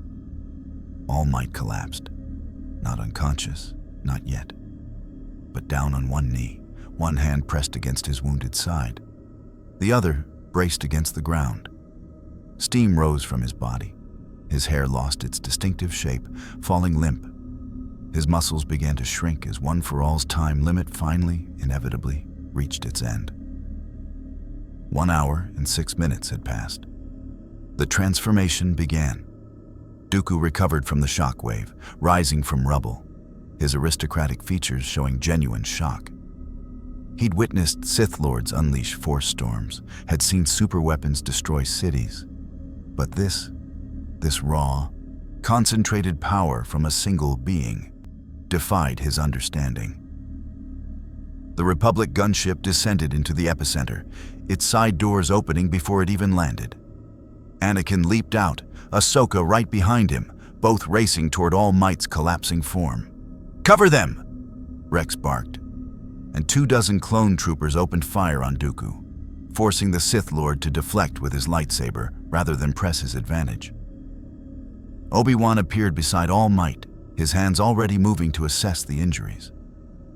The lightsaber wound was severe, the blood loss extensive, the internal damage catastrophic. "Don't," All Might gasped, trying to wave Obi-Wan away. His body was shrinking now, the muscular form giving way to the skeletal truth beneath. Toshinori Yagi, the broken man behind the symbol. All for One, still alive, You need medical attention, Obi-Wan said firmly. "Now, Anakin, help me get him to the ship." "Wait." Ahsoka pointed across the crater, where All for One was beginning to stir. "He's getting up." How is he getting up? The ancient villain rose slowly, painfully, but inevitably. His regeneration was completing its work. Within minutes, he'd be combat ready again, and All Might, in his true form, couldn't stop him. Anakin's lightsaber ignited. "Then we finish this. Together." "No." All Might's voice was weak but absolute. "You can't beat him. Not yet. He'll drain your force, take your abilities. You'll lose everything that makes you powerful. Need to retreat, regroup, come back stronger." "Heroes don't retreat," Anakin said stubbornly. "Heroes don't die stupidly either," All Might countered. He coughed, blood flecking his lips. "Learn from my mistake. I tried to fight him alone. Nearly cost me everything. You need allies, training, time to prepare. Give me a minute to recover. Then we evacuate together." "You don't have a minute," Dooku announced, approaching with his lightsaber ready. "None of you do. This ends now." The Sith Lord raised his free hand, and Force lightning erupted, not at All Might, who was clearly broken, but at the Jedi and clones surrounding him. The electricity arced toward Anakin, Ahsoka, Obi-Wan, all of them vulnerable, all of them about to die. All Might moved, even in his true form, gaunt, skeletal, every rib visible, he moved. Drew on the last dregs of One for All, the emergency reserves meant only for survival, and threw himself into the lightning's path. It hit him like a truck. Force lightning combined with Sith hatred, designed to torture and kill. All Might's durability, even in his weakened state, protected him from instant death. But the pain was indescribable. Every nerve ending fired at once. His muscles locked. His heart stuttered. He stayed standing anyway. "Run," All Might whispered. Then louder, forcing the words through paralyzed vocal cords. "Run!" Anakin grabbed him. Obi-Wan grabbed Ahsoka, and the clones laid down covering fire as they retreated to the gunship. Dooku's lightning continued, but All Might's body, broken, bleeding, barely functional, absorbed it all, shielding those behind him. The gunship lifted off, its engines screaming, All Might and the Jedi barely inside, before it rocketed away from the battlefield. Below, All for One watched them escape, too injured to pursue, his regeneration still ongoing. Count Dooku stood beside him, lightsaber deactivated, his expression unreadable. "We had them," Dooku said quietly. "Why didn't you use more of your stored powers to finish them?" "Because that wasn't the goal," All for One replied, watching the gunship disappear into the sky. The goal was to show them despair, to prove that even their greatest hero can bleed, can break, can fail. All Might sacrificed everything for a momentary victory. Now he's wounded, weakened, vulnerable, and his new allies have seen it. They've seen that symbols can shatter. He smiled through the blood and burns. "Next time we meet, he won't have the element of he won't. Surprise. I'll be prepared for his full power, and this galaxy will learn what it means to face true evil." Dooku considered this, then nodded. "Lord Sidious will be pleased. The plan proceeds." "Indeed," All for One agreed. "Indeed it does." In the gunship's medical bay, Obi-Wan worked frantically to stabilize All Might, while Anakin flew them toward the Republic cruiser. The medical droid's assessment scrolled across a screen. Internal bleeding, severe burns, lightsaber wound, force lightning damage, extreme exhaustion, possible organ failure, critical condition, but alive. All Might's eyes opened, sunken in his skeletal face, but still carrying that indomitable spark. "Did everyone make it?" he whispered. "Everyone you protected," Ahsoka said, holding his hand despite how disturbing his true form looked. "We're alive because of you." "Good." All Might's lips quirked in something that might have been a smile. "That's what matters. Symbols can be rebuilt. People can't be replaced." His eyes closed, consciousness fading. But he was alive. The symbol of peace had fallen. But Toshinori Yagi endured, and in a galaxy learning what heroism meant, that would have to be enough. The Jedi Temple's medical wing hummed with the quiet efficiency of advanced technology working to preserve life. Bacta tanks lined one wall, their blue-green fluid-sustaining bodies too damaged for conventional treatment. In the largest tank floated Toshinori Yagi, skeletal, scarred, breathing through a respirator, while medical droids monitored his vital signs with mechanical precision. He'd been unconscious for 2 days. Outside the tank, the council gathered, not in judgment, but in contemplation. They'd reviewed the battle footage, heard testimony from Anakin and Ahsoka, felt the disturbance All Might and All for One had created in the Force. Now they stood before this broken man who'd crossed dimensions to fight evil and asked themselves a question that had no easy answer. What was the symbol of peace worth? Survive, he will, Yoda said quietly, his ancient eyes studying the readouts. Strong his spirit is, stronger than his body, but months of recovery he faces. Perhaps longer. And in that time, All for One consolidates power, Mace Windu added grimly. We've had 17 more reports of Force-sensitive beings attacked, their connections weakened. He's building something, an army of stolen abilities, and we're no closer to finding him. Because someone is hiding him, Obi-Wan said, his tone careful. All Might suggested Chancellor Palpatine might be involved. Count Dooku's timely arrival supports that theory. But without proof, accuse the Supreme Chancellor of treason we cannot, Yoda finished. Yet ignore the warning, we must not. Carefully, we must proceed. Trust our instincts while gathering evidence. Anakin stood closest to the tank, his hand pressed against the glass, his emotions turbulent. He'd felt All Might's determination, his willingness to sacrifice everything for strangers. It reminded him of his mother, that selfless love that asked nothing in return. It also reminded him of his fears.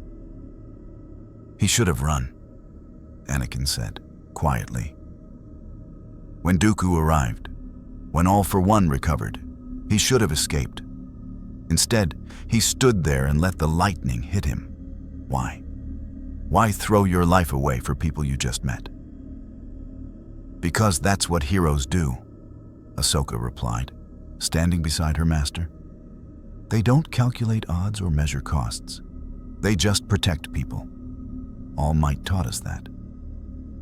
He taught us that heroism is suicidal, Anakin countered. Look at him. He's dying in that tank because he couldn't accept retreat. He's alive in that tank because he refused to let others die, Obi-Wan corrected gently. There's a difference, Anakin. One is recklessness, the other is courage. The back-to-tank's monitors beeped, vital signs stabilizing, healing, accelerating. The medical droid announced that consciousness was possible within hours. When he wakes, Mace Windu said, we need a plan. All for One is a threat beyond anything we've faced. The Separatists, the Sith, even the war itself, they're dangers we understand. But this being who can steal the Force itself, that's existential. Then we prepare, Plo Koon suggested. Train our Jedi in defense against such abilities. Develop techniques to resist his theft. And most importantly, he gestured at the tank. We learn from All Might. Study how he fights beings with overwhelming power. Apply his philosophy to our own methods. A symbol of peace we need, Yoda mused. Too long, the Jedi have been symbols of authority, of power. But peace, hope? These we have forgotten. All Might reminds us of what we should be. The council members stood in silence, watching the broken hero float in healing suspension. He'd come to their galaxy as an unknown variable, disrupted their war, challenged their assumptions, and nearly died protecting people he'd just met. And in doing so, he'd planted a seed. The clones who'd fought beside him told stories in the barracks, stories of the warrior who smiled while bleeding, who protected them like they mattered, like they were more than numbers in a military machine. The civilians of Christophsis spoke of the tall demon who'd broken a blockade alone, who'd stood against monsters, who'd fallen so they could live. Even some separatists, monitoring the battle, had hesitated, questioned, wondered if maybe the Republic had heroes after all. Symbols mattered. All Might had proven it. When Toshinori Yagi woke 3 hours later, The first thing he saw was Ahsoka's face pressed against the tank, her eyes wide with relief. The second thing he saw was the entire Jedi Council arranged around him, their expressions ranging from concerned to curious to calculating. The third thing he felt was pain. The Bacta had healed the worst damage, but the lightsaber wound remained. A permanent reminder that this galaxy's weapons could hurt him. The Force lightning damage had scarred his nervous system. His already compromised internal organs had been pushed past their limits. He'd survive, but he'd never be what he was before, which meant he was exactly where he'd been after fighting All for One the first time. Alive, diminished, facing a future where his power continued to fade and his enemy grew stronger. The tank drained, the respirator released, and Toshinori stood on shaking legs as medical droids helped him to a recovery bed. He was given robes, simple, comfortable, nothing like his hero costume, and when he looked in the mirror, he saw Toshinori Yagi staring back. Not all might, just a broken teacher who'd lost another fight that mattered. "You saved 47 lives," Obi-Wan said, entering the room after the medical droids left. Anakin, Ahsoka, Captain Rex, and 44 clone troopers who would have died if you hadn't absorbed Dooku's lightning. The medical reports say you should be dead, but you're not. "Lucky me," Toshinori rasped, his voice damaged from the lightning. "No, not luck. Choice." Obi-Wan sat beside the bed. "You chose to stand, to protect, to sacrifice. That's not luck. That's heroism. And it's something this galaxy desperately needs to remember." Toshinori looked at his hands, skeletal, scarred, trembling slightly. "I failed. All for One escaped. I couldn't stop him, couldn't protect everyone. Some of those buildings I destroyed, there might have been people inside. Casualties I caused trying to prevent casualties. War is full of impossible choices," Obi-Wan acknowledged. "You can't save everyone. None of us can. But you saved who you could, and that matters." "Does it?" Toshinori's voice cracked. "Back home, I'm the symbol of peace. Here, I'm just another warrior who fought and failed. What good is a symbol that breaks?" Obi-Wan was quiet for a moment. Then, "Ahsoka told me something after the battle. She said watching you fight changed her. Not because you won, you didn't. But because you refused to give up, even when giving up was logical. You showed her that heroism isn't about being invincible. It's about standing back up after you fall." He placed a hand on Toshinori's shoulder. "Your symbol didn't break, All Might. It evolved. It became something real, something people can aspire to without feeling like they'll never measure up. You're not an untouchable ideal anymore. You're proof that ordinary beings can do extraordinary things through sheer determination." Toshinori closed his eyes, feeling tears he didn't want to shed. Young Midoriya, my successor, he'd say the same thing. That I inspired him not because I was strong, but because I kept smiling even when I was weak. "Then trust him," Obi-Wan said gently. "Trust that what you've built matters, and trust that we'll help you finish what you started. All for One is our problem now, too. We'll stop him, together." "Together," Toshinori repeated. And maybe, just maybe, that word held more power than any punch he could throw. In a secret location on Coruscant's lower levels, All for One stood before a holographic projection of Darth Sidious. The ancient villain was healing, slowly, painfully, but his collection of stolen abilities continued to grow. "The test was successful," All for One reported. "All Might can be hurt, can be defeated. The next encounter will end differently." "Indeed," Sidious replied, his eyes glowing yellow with dark side power. But do not underestimate him. Wounded animals are the most dangerous. He'll adapt, prepare, become stronger through adversity. That's what heroes do. Then I'll simply have to become stronger faster. All for One's scarred face twisted into a smile. This galaxy has so many abilities to collect. So many Force users who don't know what they have. By the time we meet again, I'll be unstoppable. We shall see, Sidious said. For now, continue your collection. Build your strength.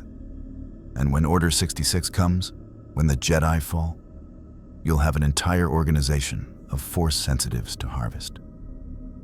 The hologram faded. All for One stood alone in darkness, feeling his wounds healing, his powers accumulating, his empire of stolen dreams growing with each passing day. All might had fallen. But the war between symbols and shadows had only just begun. 1 week later, Toshinori Yagi stood in the Jedi Temple's training courtyard, watching younglings practice their forms. His body was still weak, his power limited to minutes per day now. But he could stand, could walk, could teach. Ahsoka approached, her expression hesitant. Master Yoda said you're staying. Is that true? For now, Toshinori confirmed. Until I'm strong enough to hunt All for One again, or until I die trying, whichever comes first. You could go home, Ahsoka said. Find a way back to your dimension. Let us handle this. Toshinori smiled. Not his heroic all-might smile, but something softer, more genuine. I could, but that's not what heroes do. We don't run from threats just because they're in someone else's backyard. Evil is evil, regardless of dimension. And besides, he gestured at the younglings. You're all going to need help. All for One is just the symptom. This war, your chancellor, the darkness growing in your republic, that's the real disease. Someone needs to stand against it. And you think you can? Ahsoka asked. Even like this? Even wounded? Maybe not alone, Toshinori admitted, but with allies, with people who still believe peace is worth fighting for, with younglings who need to see that symbols can be rebuilt. He looked at her directly. Yeah, I think we've got a shot. Ahsoka smiled, and in that smile, Toshinori saw something he'd feared he'd lost: hope. The galaxy was vast. The war was brutal. All for One was building power. Darth Sidious was orchestrating the Republic's fall. The Jedi were compromised. The clones were slaves. Democracy was dying. But Toshinori Yagi had crossed dimensions before. He'd fought impossible odds before. He'd fallen and risen before. And he'd do it again. Because symbols could be broken, but the idea they represented, hope, courage, the belief that tomorrow could be better than today, that was indestructible. All might had fallen in battle. But the symbol of peace lived on. In every clone who fought with renewed purpose, in every Jedi who questioned their role as warriors, in every civilian who dared to hope that heroes still existed. The clone wars would continue. All for One would return. The darkness would grow. But so would the light. And Toshinori Yagi, broken but unbowed, would be there to kindle it. Because that's what teachers do. That's what heroes do. That's what symbols are for.